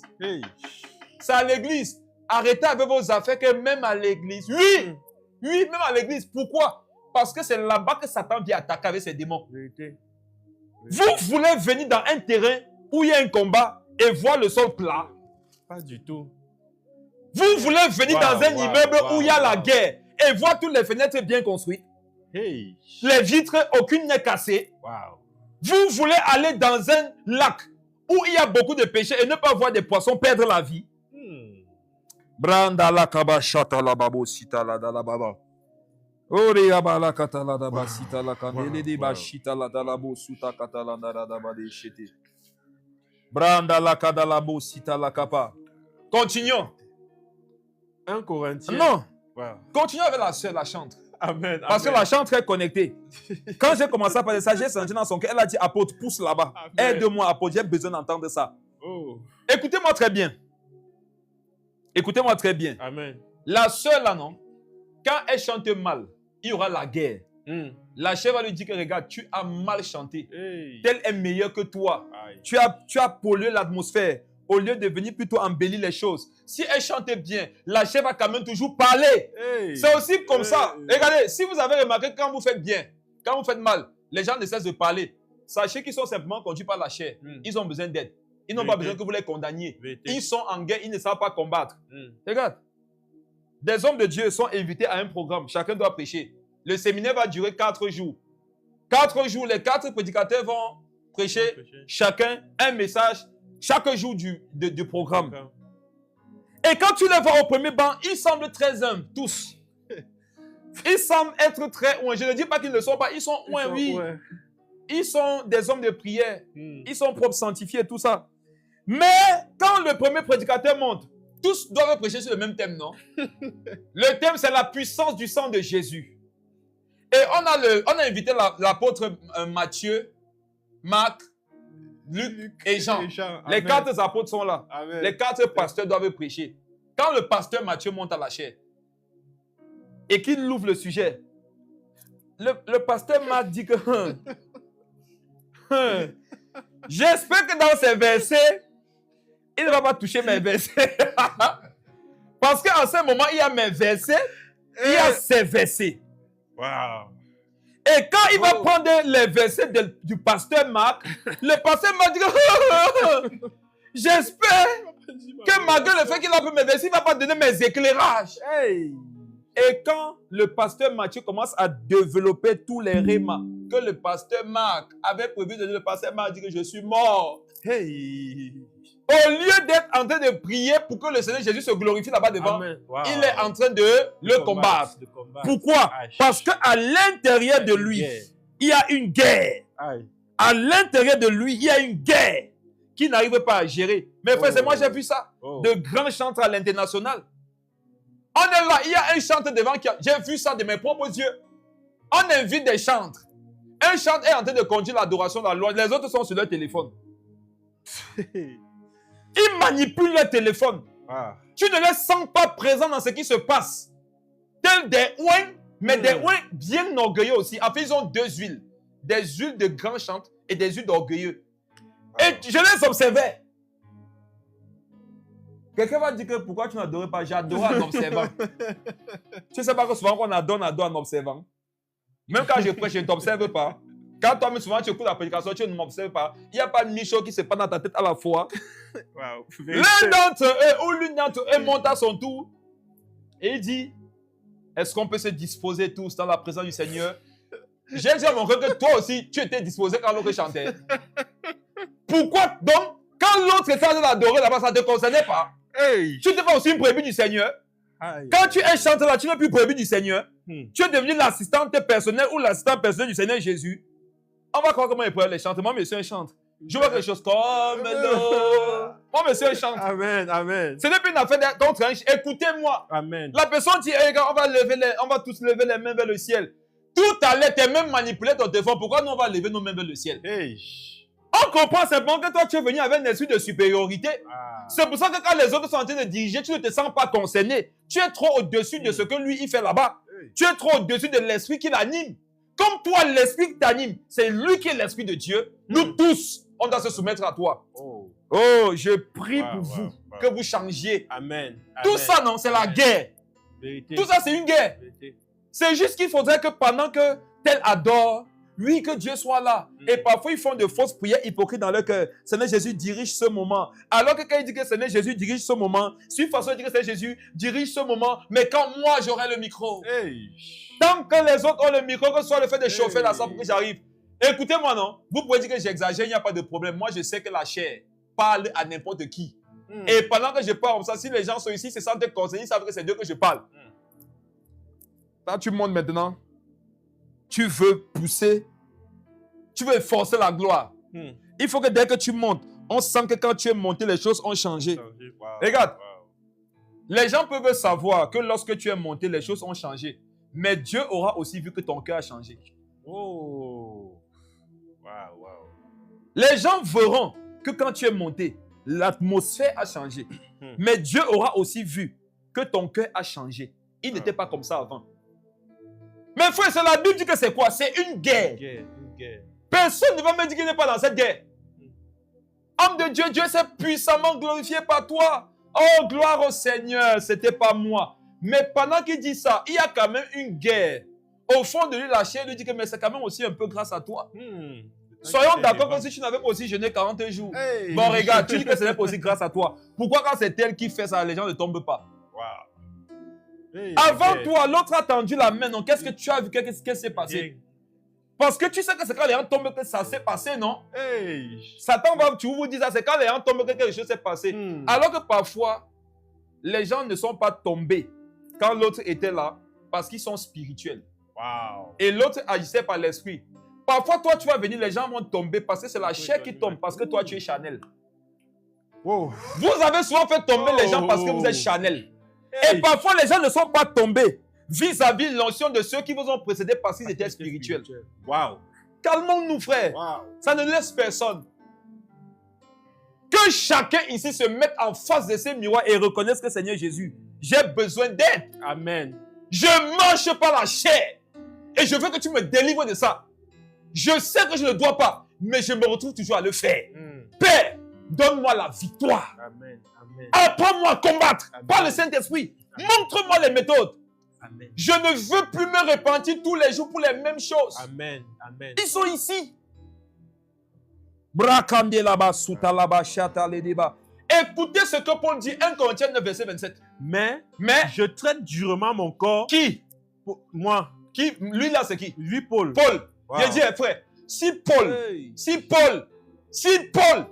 traite durement son cœur, toi tu es qui? Est-ce que tu es même né? Ou même. Attends, on parle même de quoi? Vous connaissez Paul? Je vais vous dire, il va un peu vous parler de Paul. Et on va voir le personnage qui est en train de s'exprimer ici. Le personnage qui nous dit qu'il lutte. Moi, oh Seigneur, je comprends davantage que je dois aider mes frères et mes soeurs. Amen. Amen. Au fur et à mesure que je grandis avec, je me rends compte que Seigneur, on a besoin d'aide. On a besoin d'aide. Ce n'est pas facile d'être chrétien. Au fur et à mesure que je grandis dans la foi, je comprends que je ne dois pas parler d'une certaine façon à quelqu'un.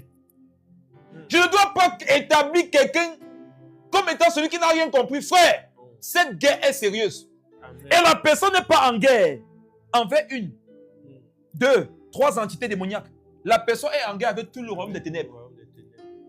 Quand tu deviens enfant de Dieu, tu es entré en conflit avec tout le royaume des ténèbres. Mes frères, sachons ça les uns les autres, soutenons-nous. Amen. Ne nous tuons plus. Amen. Regardez, parenthèse. Un pasteur a dit récemment que ses assistants pasteurs doivent avoir leur photo dans son bureau. Partout maintenant, je vois les gens prendre ça, non? Pour combattre le pasteur en question. Mais je n'ai pas vu les gens prendre les prédications où le pasteur avait dit certaines bonnes choses, non? Pour relayer. Vous ne voyez pas que même au sein de l'église, les gens sont préparés à tuer les frères et les sœurs. Il n'est peut-être pas un homme de Dieu pour toi, non? Ce n'est pas grave. Chacun est libre. Cependant, si tu as pris cette parole qu'il a dite pour dire qu'il est faux, pourquoi tu n'as pas aussi pris les paroles un jour qu'il avait dites qui étaient vraies pour dire qu'il est vrai, qu'il est de Dieu? Ce ne sont pas les païens qui le font. Allez regarder, ce sont les gens qui lisent la Bible. Ce sont les gens qui prient. Il est faux les vrai. Je ne suis pas là pour te convaincre de quelque chose. Chacun est libre. 10 choses. Ce sont des analyses qui nous permettent de comprendre que tous ceux qui sont engagés dans l'œuvre de Dieu par la conversion, qu'ils soient ministres de Dieu public ou pas, sont opposés non seulement aux démons, mais aussi aux hommes. Remarquez une chose, hein? Dès qu'on sait que tu es un enfant de Dieu, même si on t'aimait un peu, on va commencer à t'aimer moins et à t'haïr plus.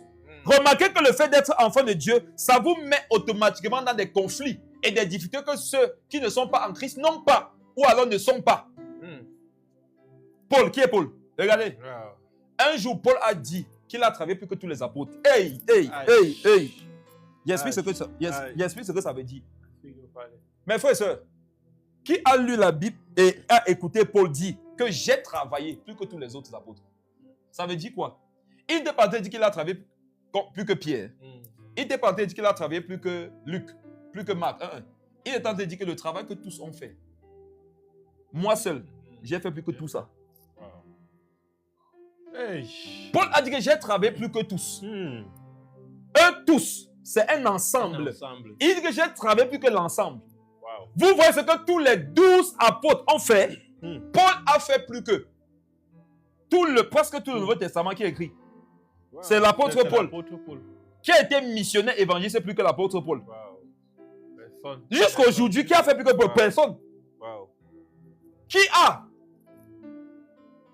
fortifié des personnes dans le ministère qui sont partis impacter le monde? L'apôtre Paul. Mes frères, arrêtons-nous là. Mais le personnage en question nous dit une chose. Par rapport à sa chair, qu'est-ce qu'il fait? Il traite son corps durement. Il est depuis le départ, voix. Mais je traite durement mon corps. Ça veut dire que souvent sa chair veut le pousser à faire des choses. Et il a besoin de concentration pour la traiter durement. Hey. Si Paul a besoin de ça, toi et moi. J'espère que pendant que je suis en train de partager, vous voyez, vous recevez la délivrance. Amen. Le thème est comment marcher par l'esprit même quand je n'en ai pas envie. On voit déjà qu'il faut en être conscient. Il faut être conscient que non. À l'intérieur de moi, il y a une guerre. Vérité. Il faut déjà être conscient qu'à l'intérieur de moi, ça chauffe. Ouais. Tu sais, quand tu prends une guerre au sérieux, non, tu vas bien te préparer. Vérité. Vérité. Regarde, moi je suis plus fort que toi. Non, admettons. Amen. Je ne peux pas prêcher. Tu es plus fort que moi. Je dois prendre un exemple et tu es plus fort que moi dans mon exemple. Pas du tout, pas du tout. Même dans la vraie vie, je suis plus fort que toi. Vérité, vérité. Dans tous les domaines de la vie, je suis plus fort que toi. Plus que nous tous ici au studio. Voilà. Voilà. Je suis Paul, vous êtes les apôtres. Amen. Écoutez quelque chose. Amen. Si je suis plus fort que le frère Tertullien,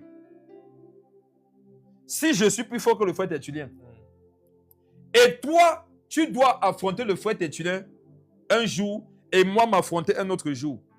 N'est-ce pas que si tu me vois gagner le frère Tertullien et le frère Tertullien t'avait gagné, tu sauras que pour venir m'affronter, il faudrait que tu t'entraînes peut-être 10 fois plus. Ou bien abandonner. Ou bien abandonner carrément. Wow. Qu'est-ce que je suis en train de vouloir vous dire? Je suis en train de vouloir vous dire une chose. Quand vous savez dans quel combat vous êtes engagé, non? Vous vous préparez bien. Vérité. Pourquoi les œuvres de la chair te ramassent tout le temps? C'est parce que tu as méprisé la guerre contre la chair. Tu as cru que la chair c'est ton égal. Tu as cru que le royaume des ténèbres est là pour s'amuser. C'est pour ça que tu tombes régulièrement. Regarde, tu ne tombes pas régulièrement parce que tu manques l'esprit. J'ai dit, quand quelqu'un tombe dans le péché, on doit lui donner un autre Saint-Esprit. Pas du tout. Peut-être le Saint-Esprit qu'il a périmé. Non, non. J'entends souvent dire qu'on va t'augmenter l'esprit. Ce sont des langages qui sont bons lorsque l'ancien est sous nous. Et parfois, quand l'ancien est chez les gens, il disait des bêtises. Augmentation de l'esprit. On augmente le Saint-Esprit. Wow. Le Saint-Esprit est le Saint-Esprit. On ne peut pas l'augmenter, on ne peut pas le diminuer. Wow. Lui, de son propre gré, peut s'attrister. Mais on ne peut pas venir augmenter. On peut prier pour que tu sois, toi, conscient de sa présence. Pour que son intensité dans sa puissance se manifeste. Mais dit qu'augmenter le Saint-Esprit, non. Donc, quiconque veut marcher par l'esprit, qu'est-ce qu'il doit faire? Il doit traiter son cœur. Il doit traiter son cœur en sachant que le combat qui est à l'intérieur de moi, c'est un combat sérieux. Amen. Et quand tu sais que le combat est sérieux, qu'est-ce que tu fais maintenant? Tu traites durement ton corps. Wow. Tu traites durement ton corps. Je traite durement mon corps. Continue. Et je le tiens assujetti. Je le tiens comment? Assujetti. Clique sur assujetti. Le grand apôtre Paul dit que je traite durement mon corps, je le tiens assujetti. Il y en a, je suis sûr, quand ils sont connectés, ils se sont dit qu'on devait avoir des potions miracles. Je suis sûr qu'il y en a qui sont connectés, ils se sont dit qu'on va nous donner des psaumes qu'il faut lire à certaines heures. L'heure que tu veux qu'on te donne là, c'est à l'heure là que ta chair sera éveillée. Il n'y a pas de psaume pour détruire les œuvres de la chair. Je sais qu'on vous a dit ça. Voici, quand tu ne veux pas tomber dans la masturbation, prends le psaume tant. Lorsque tu ne veux pas mentir, ça ne marche pas. Bref, pour dire que tu es mon corps assujetti. Assujetti, quelque chose veut dire tenir la chose en esclave. Si tu n'es pas prêt à être un colon, tu n'es pas prêt à aller au ciel. Vous tous qui avez combattu la traîne des guerres, vous avez combattu quelque chose qui nous parlait de la croix. Je sais que là maintenant les noirs vont se déverser en commentaire. Les racistes, là, je suis un raciste, je suis noir. Pas d'assujetti. Mais frère, oui, assujetti veut dire quoi? Assujetti. Amener en esclave. Amener en esclave. Ça veut dire que tous ceux un jour qui ont amené les gens en esclave sont bien placés pour comprendre la parole de Dieu. Tous ceux qui un jour amené les gens en esclavage n'auront pas d'excuses devant Dieu. Wow. Si tu as amené quelqu'un un jour en esclavage et tu n'es pas né de nouveau, Dieu va te dire que mon gars, tu avais pratiqué le principe sur la terre quand c'était tes intérêts. Tu aurais pu faire ça aussi maintenant pour le ciel. Pour le ciel. Lis la suite.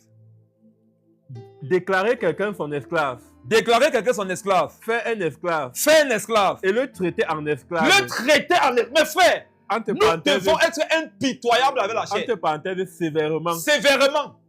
Vous savez pourquoi vous péchez? Vous êtes doux avec votre chair. Vous ne la traitez pas chair. Il faut tu fouettes. Tu la traites durement. Hey. Ta chair veut regarder les choses qui lui plaisent. Tu lui imposes de regarder le contraire. Vous pensez que c'est facile? Pas du tout. C'est un esclavage. Tu lui imposes ça. Tu es en train de prier. Tu es à la fin de la prière. Et la chair te dit, enfin, conclue vite cette prière.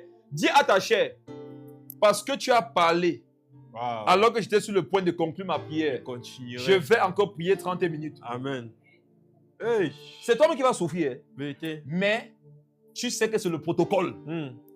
Wow. Et au moment où tu veux encore couper, si la chair dit que oui, coupe-moi cette prière, dis que parce que tu as encore osé parler, On continue. 30 minutes de plus. Ah. Vous pensez que nous on prie longtemps parce qu'on veut?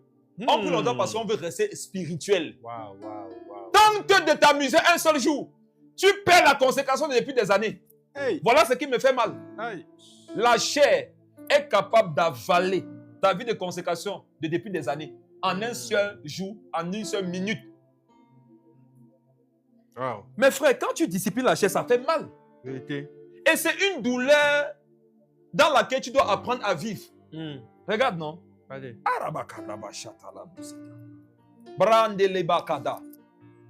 Regarde, tu vois la femme de quelqu'un. Elle te plaît. Hey, tu es marié. Tu fais comment?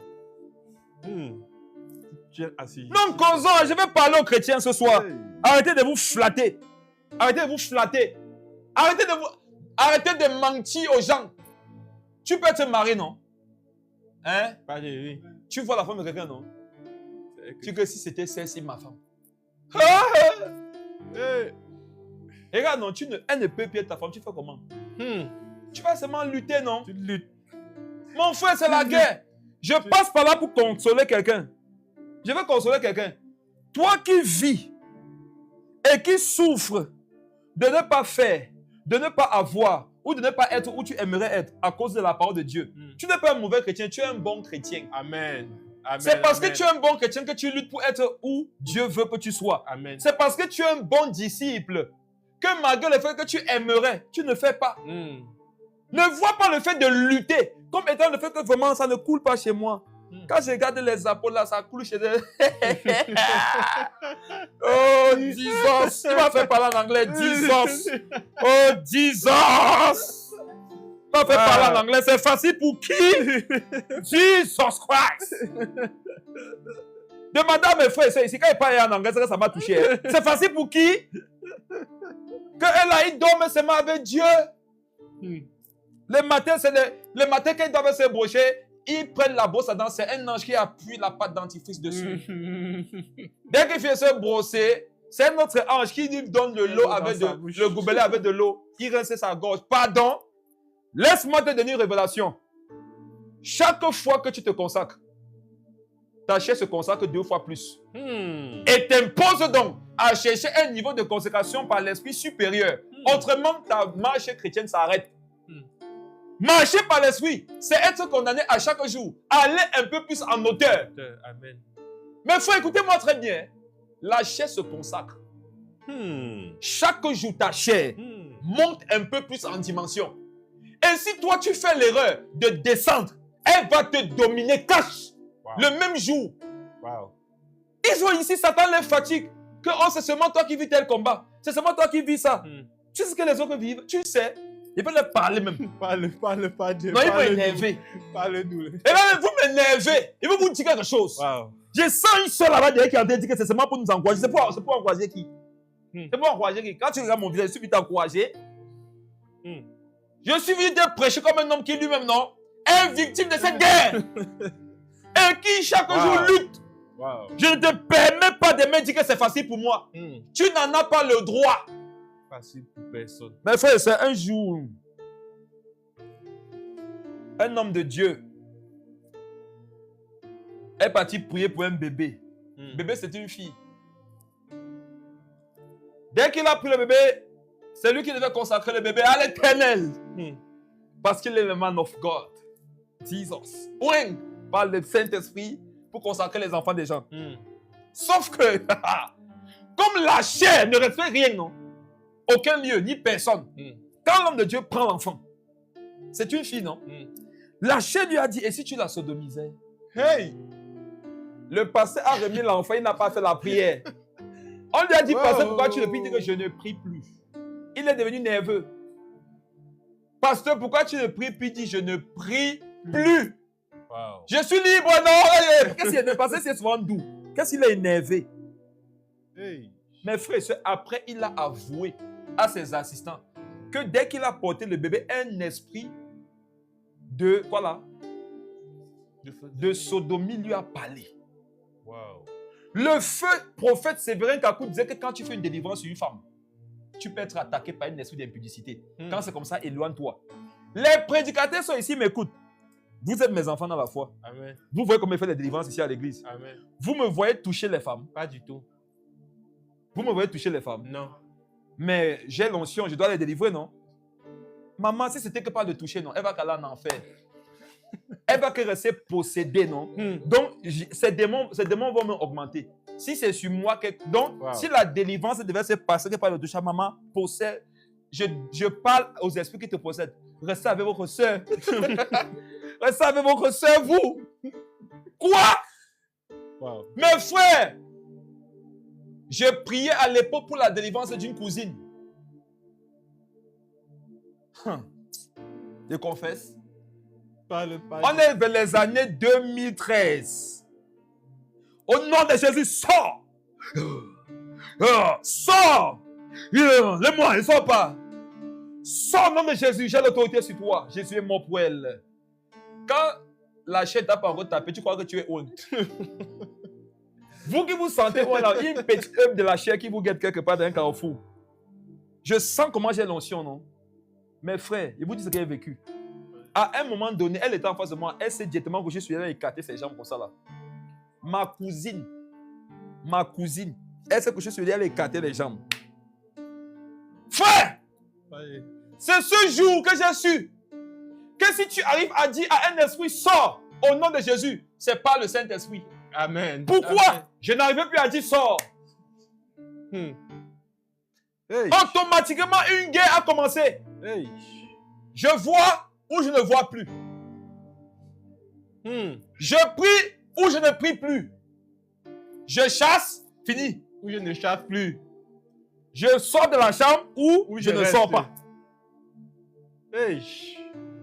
C'est ma cousine, non? Ça ne devrait rien me faire, non? Pourquoi c'est pas la chair? Hey. Un jour, non? Regardez, la chair est dépravée.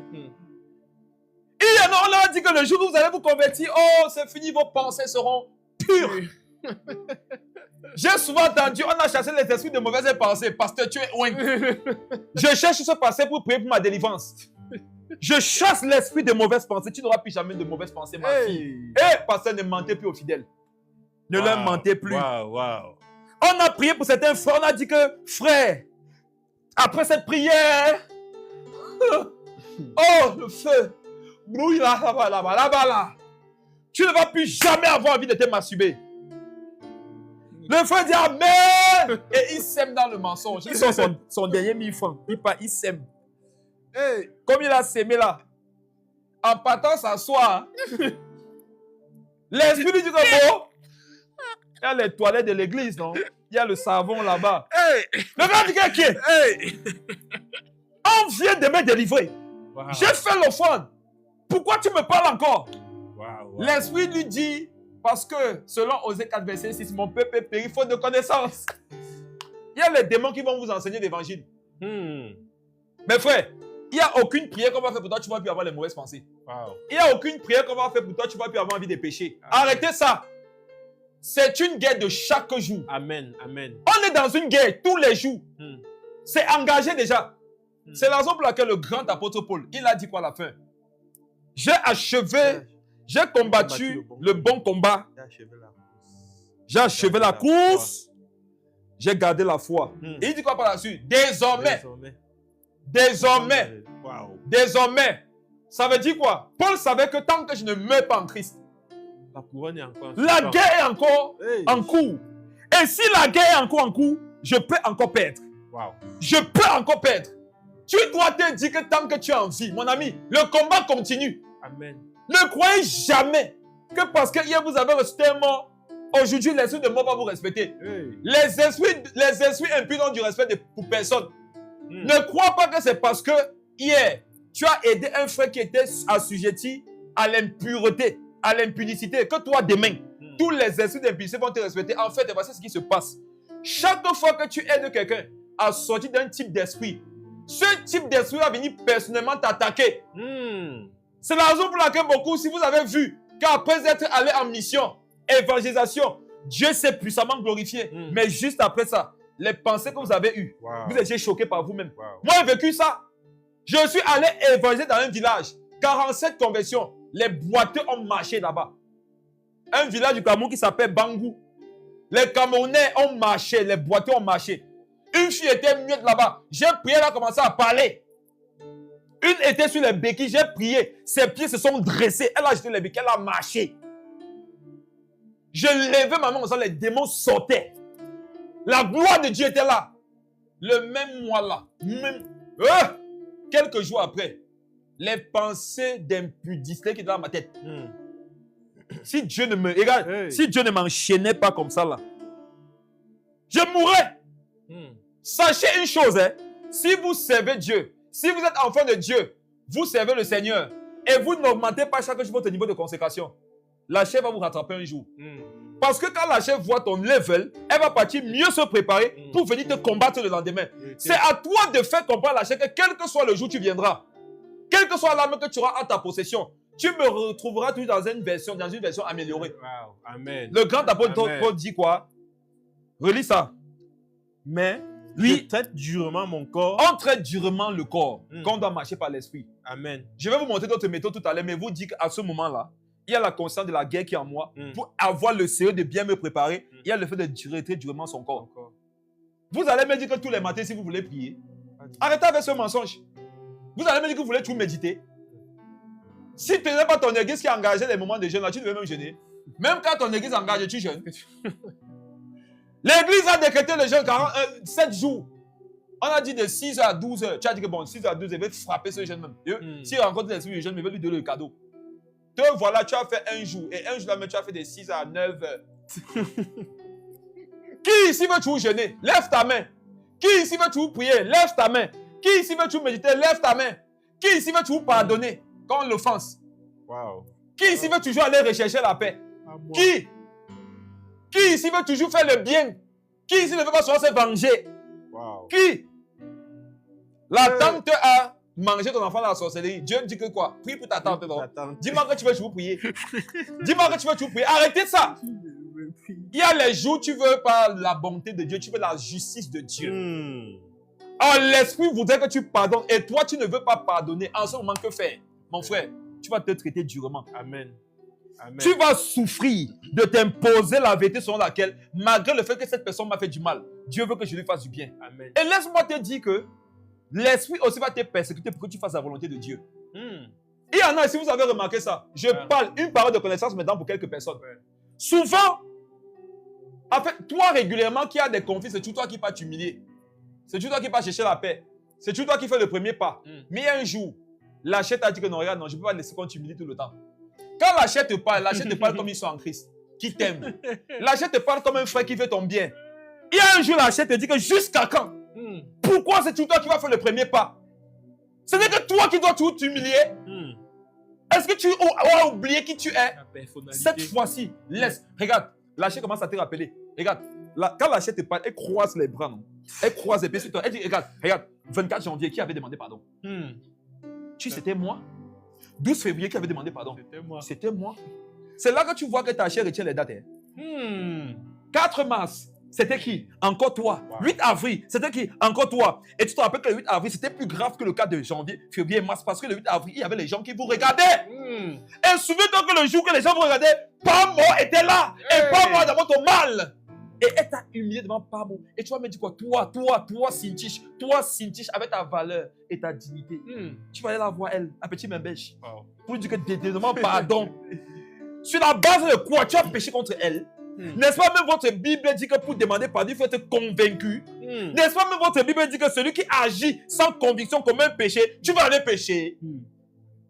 Mes frères, quand la chair te parle, la chair qui prêche. te voilà qui voulait aller demander pardon. Au fur et à mesure que tu coules la chair, ton cœur gonfle. Voilà. Quand la chair te rappelle les situations, oui, voilà. Tu cherches les raisonnements, après que je ne parle même plus. Toi qui ne savais pas le Saint-Esprit, tu dois aller t'humilier, demander pardon. Tu vas maintenant aussi de ton côté. Tu attaches la bouche et tu ressembles maintenant à Belzébuth avant sa consécration à Lucifer. Et tu deviens maintenant comme les masques de ton village que tu combats. Regarde ton visage quand tu refuses d'aller demander pardon. Tu ne vois pas que ça ressemble au masque de ta tribu. Ici, il y a une tribu qu'on appelle un Mpunga. Tu vois pas que ton masque, ton visage devient comme le masque du Mpunga. Mes frères et sœurs, qu'est-ce qu'il faut faire? On est là pour voir comment faire, non? Amen. Regarde, marcher par l'esprit, c'est que malgré... je vais vous dire comment on détruit la chair. Oh, quelqu'un va se reconnaître ici, va dire merci pour cette parole. Qui a remarqué que plus il se concentre pour ne pas avoir une mauvaise pensée, la mauvaise pensée là va s'amplifier. Merci pour la parole. Amen. Merci pour la Qui a remarqué ça? Plus tu te concentres pour ne pas avoir une mauvaise pensée, c'est comme si la pensée là gonfle dans ton esprit. Vous savez pourquoi? La chair aime se faire voir. Et quand la chair, c'est que tu es en train de la voir, elle se montre dans ses plus belles formes. Elle se fait zoomer. Comme une femme qui marche dans la rue et qui voudrait qu'on la convoite. En fait, non. Voici une technique pour ne pas écouter la chair ni faire sa volonté. Ne te concentre pas sur elle. C'est l'une des méthodes que je vais voir devant. Amen, amen. Quand tu commences à te concentrer pour dire que non, pas ça, pas ça, pas ça, pas ça, c'est ça même qui va venir. Vérité. Donc voici une technique. On est dans un cas où tu dois aller demander pardon. Quand la chair veut te dire tout ça, ne combats pas. Si tu combats, elle va parler plus fort. Dis à la chair que tu as raison. La chair va croire que comme tu as dit qu'elle a raison, tu vas faire sa volonté. Dis que tu as raison, mais je vais quand même faire ce qui est une folie pour le monde, mais sagesse pour Dieu. Amen. Alléluia. Amen, amen, amen. C'est vrai que dans cette situation, je suis innocente. C'est vrai que je n'ai rien fait. Mais marcher par l'esprit, c'est marcher par la folie. Et c'est fou, non? Que quelqu'un te blesse. C'est toi qui ailles vers la personne. C'est la folie. Amen. Marcher par l'esprit, c'est accepter d'être un fou. C'est d'accepter de te faire souffrir. C'est d'accepter de mettre la charge sur ta tête. Alors que c'est l'autre normalement qui devrait la porter. C'est d'accepter de vivre sans la raison. Amen. Que c'est moi qui ai raison. Amen. C'est moi qui ai raison. C'est moi qui ai... Non. C'est accepter de dire que moi, non. J'ai tort. C'est Jésus qui a raison. Amen. Si Jésus me demande d'aller demander pardon pour une situation dans laquelle je pense que j'ai raison, alors j'ai tort. Si je n'avais pas tort, Jésus ne m'aurait pas demandé de partir demander pardon. Est-ce qu'on est ensemble? Oh, amen. La chair va te dire que tu as raison. Dieu va te dire que tu as tort. Parce que tu as tort, va demander pardon. Et le jour où tu refuses de partir demander pardon, tu es en train de dire que c'est Dieu qui a tort. Vous préférez qui ait tort? Vous ou Dieu? Il préfère avoir tort. Parce que si je dis que Dieu a tort, Dieu n'a jamais tort. Et ça va revenir sur moi. Relis le verset. Mais je traite durement mon corps. Oui. Et je le tiens assujetti. Je le tiens assujetti. De peur qu'être moi-même rejeté après avoir prêché aux autres. Et regardez mes frères, plus vous allez connaître le Saint-Esprit, vous allez comprendre que le Saint-Esprit ne marche pas avec la raison humaine. Amen. Le problème de la chair, c'est que la chair veut te pousser à marcher selon sa raison. Selon ce qui est humain. Nous ne sommes pas des humains en Christ. Nous sommes des esprits. Les esprits ne sont pas censés marcher selon la loi de la chair. Autrement, il va y avoir un déphasage. L'esprit ne connaît pas Ton problème, c'est que tu es un homme spirituel, tu es une femme spirituelle, mais tu veux marcher selon les raisonnements que ta chair te donne. Selon la logique. La chair dit que dans tel cas, c'est elle qui doit venir demander pardon. Mais l'esprit te dit non. Dans tel cas, ce qui est important, ce n'est pas qui va avec qui, c'est qui est la paix. La paix. Amen. Tu es un ministre de la paix. Amen. Alors que ce soit toi, que ce soit l'autre. Moi, je veux la paix. Et comme l'autre t'a montré qu'il ne veut pas, toi, va vers lui. Il y en a qui disent que non, Seigneur. Et voici ce que la chair souvent va te dire. La chair te dira que non, si c'est toujours toi qui parles, ça va faire, va toujours rester comme ça. La chair te dit, tu sais quoi, ne te sanctifie plus, c'est qu'elle va toujours pécher. Aïe. Amen. Aïe. La chair te dit, ne te sanctifie plus, c'est qu'elle va toujours pécher. Pêche un peu pour qu'elle se sanctifie. C'est quel message ça? Quand la chair te dit, ne va plus vers elle, quand tu vas vers ça, dans le langage comme on dit, ça va monter dans sa tête. Quand chaque fois tu peux lui demander pardon, ça va monter dans sa tête. Elle va toujours faire. Oh, Dieu t'a déjà dit que même si c'est 70 fois, 7 fois par jour, non, tu dois pardonner, tu dois aller rechercher la paix, tu dois faire. Dans le jour où tu dis que non, cette fois-ci, non, je vais fermer et elle va comprendre. Tu as en train de dire que je vais pécher et elle va se sanctifier. Il n'y a aucun verset biblique qui nous fait comprendre que les gens se sanctifieront lorsque nous pécherons. Mais la Bible nous fait comprendre que lorsque nous nous sanctifions, un jour ou l'autre, ceux qui péchaient seront visités. Amen. Et eux aussi vont faire la volonté de Dieu. Amen. Continue de faire ta part, même si ça te fait mal. Amen. Regarde, hein, Finis de faire ta part. Va te décharger dans la prière. Amen. Si tu as envie de poser la question, va dire à Dieu, Seigneur Jésus, pourquoi tu me fais toujours souffrir moi? Pourquoi c'est toujours moi, Seigneur? Il va te répondre. Et mes frères, le Seigneur a les réponses à toutes les questions. Amen. Je vais aider une soeur ici qu'on a muselée. Ma soeur, on t'a dit qu'il y a des choses qu'on ne dit pas à Dieu. Moi-même, je disais ça avant, c'est faux. On dit tout à Dieu. Alléluia. Amen. Amen. On t'a dit qu'il y a des questions qu'on ne pose pas à Dieu, non? C'est faux. On pose toutes questions à Dieu. Dieu n'est pas le gourou qu'on t'a présenté. Dieu, c'est un père. Quand tu sais que tu es la fille de Dieu, à un moment donné, si tu vois que ce que ton père te fait vivre, te fait trop souffrir, va lui demander pourquoi il t'impose autant de souffrance. Quelqu'un va te dire que non, est-ce que tu souffres même? Non, regarde, si pour toi c'est trop, va voir ton père, c'est ton père. Amen. Amen. Ce n'est pas un gourou. Amen. Il n'est pas là avec une chicotte dans la prière. Au point où si tu fais mal, il va te frapper. Dis Seigneur Jésus, je ne suis pas d'accord avec le fait que chaque fois, ce soit moi qui ai à souffrir comme ça. Je pense que je souffre. Peut-être tu vas me dire le contraire, je ne sais pas. Je ne te parle pas comme ça par mépris, Seigneur Jésus, c'est que j'ai mal. Mon cœur me fait mal. Je ne veux plus vivre ainsi. Délivre-moi de cette situation. Est-ce parce que j'ai commis un péché? Révèle-le-moi, je vais me repentir. Qu'est-ce que je dois comprendre par rapport à cette épreuve? Il y en a ici, ils souffrent. Et on te dit, bénis Dieu, bénis Dieu, bénis Dieu. Et on ne te dit pas pourquoi tu dois bénir Dieu. Je peux vous dire, je suis un prédicateur. Si tu souffres, on te demande de bénir Dieu. Tu ne sais pas pourquoi tu dois le bénir. Ne le bénis pas. Dis à celui qui t'a demandé de le bénir que le bénir pourquoi. S'il n'est pas capable de t'expliquer pourquoi tu dois bénir Dieu, ne le bénis pas Dieu. Mon frère, quelqu'un a perdu son papa. Tu sais ce que ça veut dire perdre son père? Que mon frère, arrêtez ça, frère. J'ai mal. Vous blessez les gens, vous détruisez la vie des gens, les gens souffrent. Quelqu'un a perdu son père. Tu veux lui dire que rend grâce à Dieu, tout comprend bien de ceux qui aiment Dieu. C'est facile. Vous pensez que c'est facile? Tu crois que comme le gars prie et médite, c'est facile? Tu n'as pas encore perdu ton père, c'est pour ça que tu parles comme ça. Quand tu vas perdre ton père, tu vas comprendre qu'il y a une loi de la douleur. Tu vas comprendre pourquoi Jésus même n'a jamais dit cette phrase-là. Vous avez vu Jésus un jour dire à un endeuillé, tout comme combien de ceux qui aiment Dieu? Non. Qu'est-ce que Jésus a dit? Lorsqu'il a vu des gens pleurer, il a dit que pleurer avec eux. Pleurer avec ceux qui pleurent. Voilà ce que Jésus a dit. Toi, tu es plus que Jésus.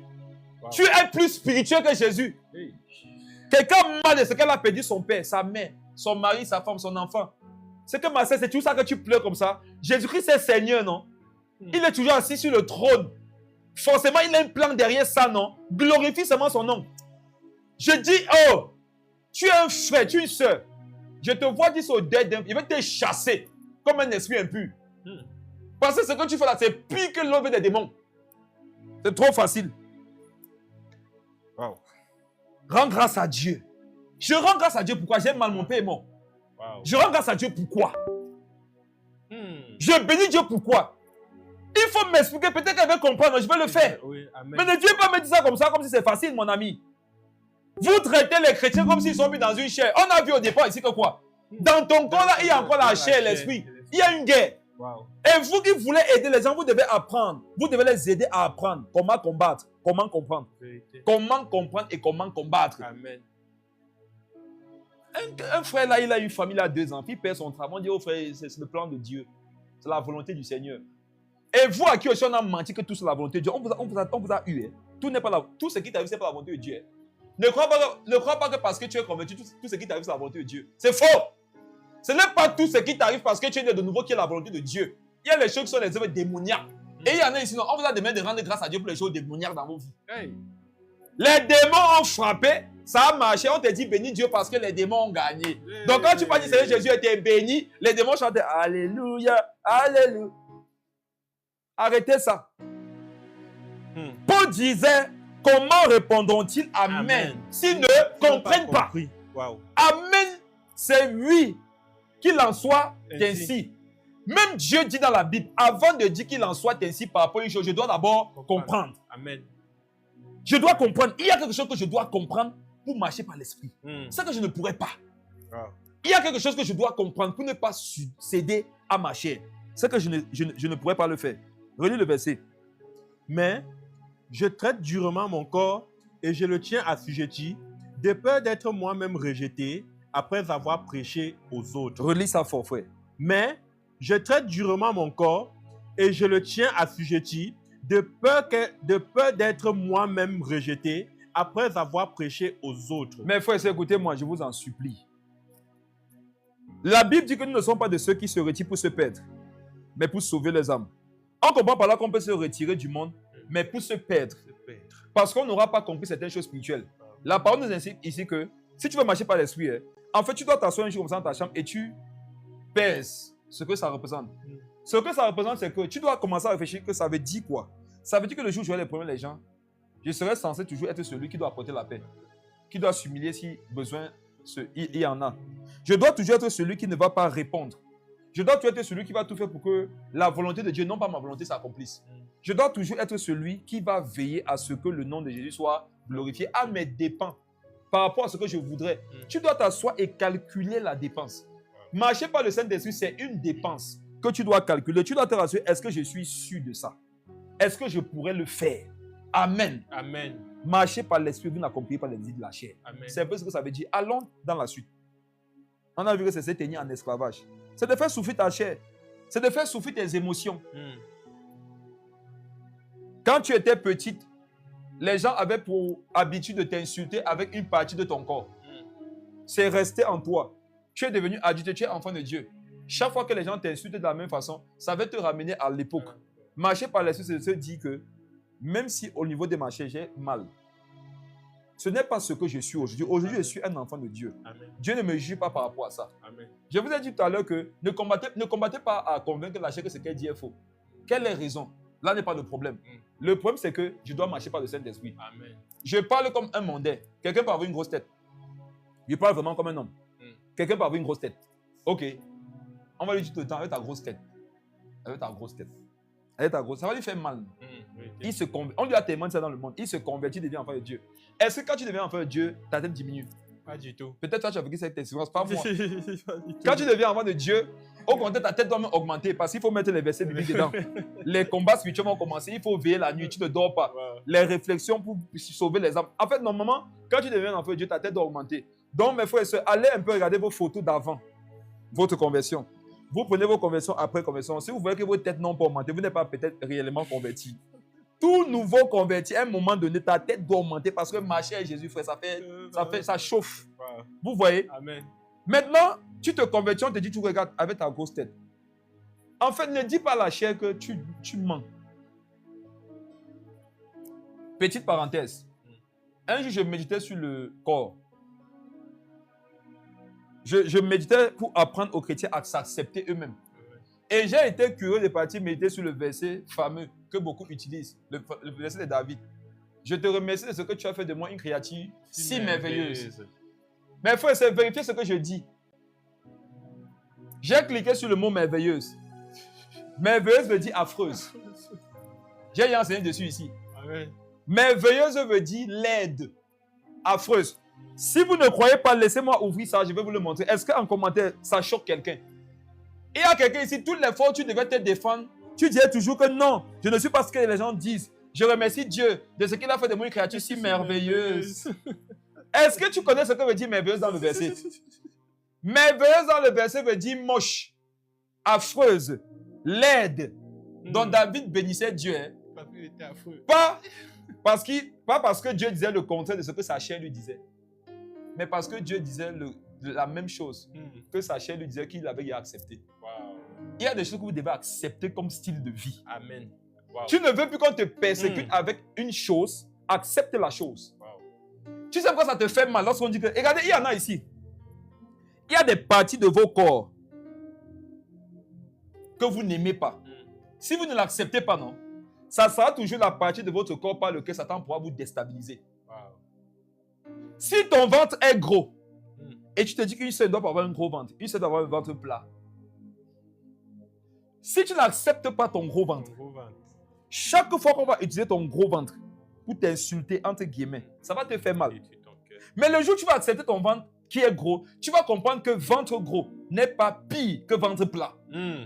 Tu Amen. auras compris que ventre plat, non, c'est un ventre. Ventre gros, c'est un plat. C'est un autre, ouais. Parce que les deux, Jésus les accepte. Amen. Il y a plein de filles en enfant avec les ventres plats. Vérité. Il y a plein de femmes qui avaient le gros ventre au ciel. Et c'est ce que si on possède, bien on va voir les mamans avec le gros ventre, comme les mamans Bamileke là. Et le gros ventre là, au ciel.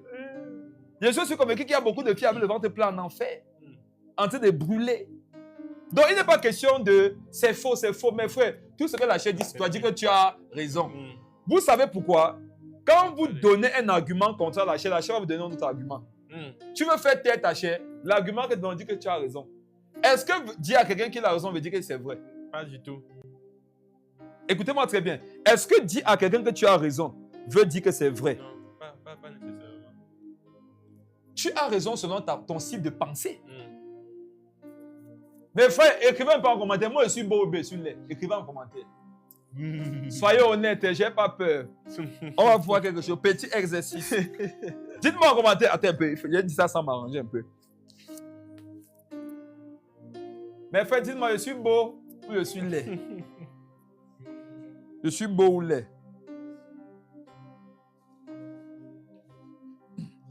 Je vous donne 10 secondes. Ne me flattez pas parce que vous prêchez. Si tu avais mes mots depuis dans ton cœur, dis ça maintenant. Ok. Regardez maintenant quelque chose. Mes frères et sœurs, si tu me dis que je suis moche et ça me fait mal, ce n'est pas toi le problème. Au contraire, tu es une aide. Écoutez-moi très bien. Si quelqu'un un jour vous a dit que vous êtes moche, ça vous a fait mal, la personne ne vous a pas insulté, la personne ne vous a pas rabaissé, la personne ne vous a pas détruite. Au contraire, la personne vous a aidé. La personne vous a aidé à savoir que vous êtes ignorant. Wow. Vous êtes ignorant. Hey. Mes frères, la beauté aujourd'hui, c'est quoi? C'est la conversion à Jésus. Amen. Quiconque est né de nouveau est beau. Les laits, Alléluia. ce sont les païens. Hey. On dit que Miss Monde, les fétiches viennent défiler.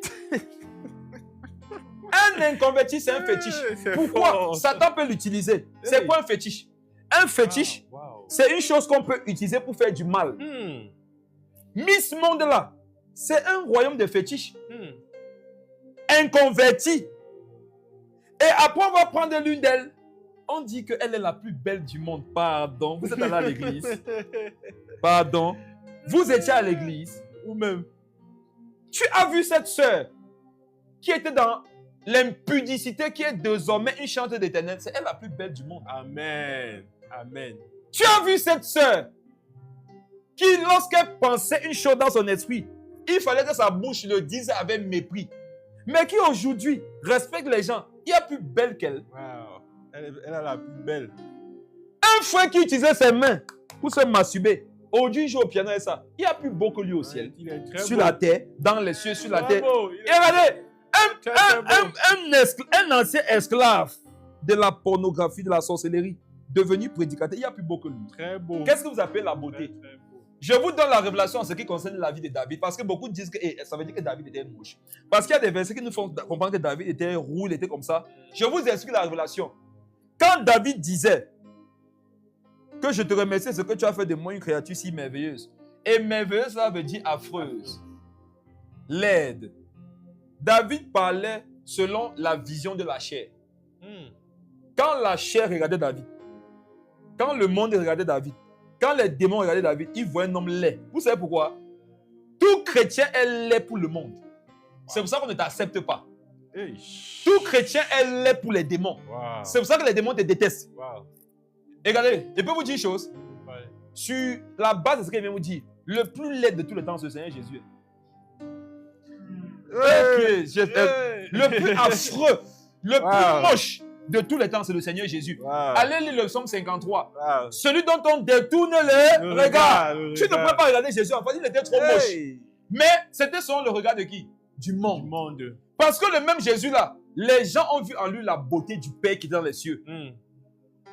Wow. C'est pour ça que quand vous devez connaître les gens, ne les connaissez pas dans la chair. Amen. Connaissez-les dans Dans l'esprit. l'esprit. Amen. Amen. Si tu connais quelqu'un dans la chair, tu ne l'as pas encore connu. Il faut connaître les gens dans Dans l'esprit. l'esprit. Amen. Celui qu'on dit que les gens détournent leur regard de lui, nous, C'est son regard qui nous a Qui attirés. nous attire. Ah, waouh. Waouh. On dit que c'est son regard-là qui nous a attirés. Hmm. C'est sa beauté qui a fait que nous on se convertisse. Alors que c'est sa beauté qui est une laideur pour le monde, qui pousse le monde à être loin de lui. Hmm. Donc David disait que Seigneur Jésus, je te rends grâce de ce que est. Quand le monde, les démons, les maladies me regardent, non, ils me trouvent moche. Waouh. Je lance dans cet appel, ou bien alors je dis dans cette phrase, à partir de maintenant, vous devez chercher à être laid. Pourquoi quand Amen. tu chasses les démons ne partent pas parce qu'ils ne voient pas plus moche qu'eux. Hey. Oh. Quand tu chasses un démon, hein, les démons, ce qui me plaît, ces démons, ils savent qu'ils sont moches. Donc quand si tu fais comment on appelle les trucs de rue là, micro-trottoir. Si tu pars d'un quartier de l'enfer, bon, Babel City.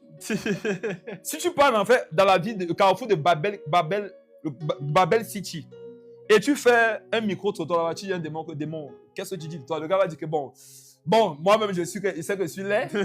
Vraiment. Fais ça à tous les démons. Et même ils vont te confesser qu'ils sont laids. Donc, si vous avez remarqué, quand quelque chose est très moche et effrayant, Vérité. qu'est-ce qui vous effraie sur les sorciers? C'est qui s'est maquillé, non? Ils font vous avez peur. C'est ça qui vous détruit. Donc, en fait, nous les chrétiens, nous sommes censés effrayer les démons qui effraient les païens. Ah. Donc, quand tu dis un démon sort, en fait, c'est qu'il voit, doit le terrifier. Amen. Et c'est pour ça que David bénissait Dieu. Amen. Amen. Il dit parce que je suis une créature si merveilleuse. Et c'est merveilleux d'être affreux comme ça. Je ne sais pas si on voit. Amen. C'est merveilleux d'être laid pour les démons. Amen, C'est merveilleux amen. d'être quelqu'un duquel les païens de tous leurs regards. Quand tu es dans le monde, non, c'est toi que tous les garçons de la ville voulaient coucher. Mais depuis que tu es devenu pasto, tu marches avec la vie au quartier. On te salue. Pour eux, tu es devenu laid, non? Vérité. Est-ce que ce n'est pas merveilleux pour toi? C'est très merveilleux. C'est merveilleux. Amen. Amen. C'est ce que David disait. Mm.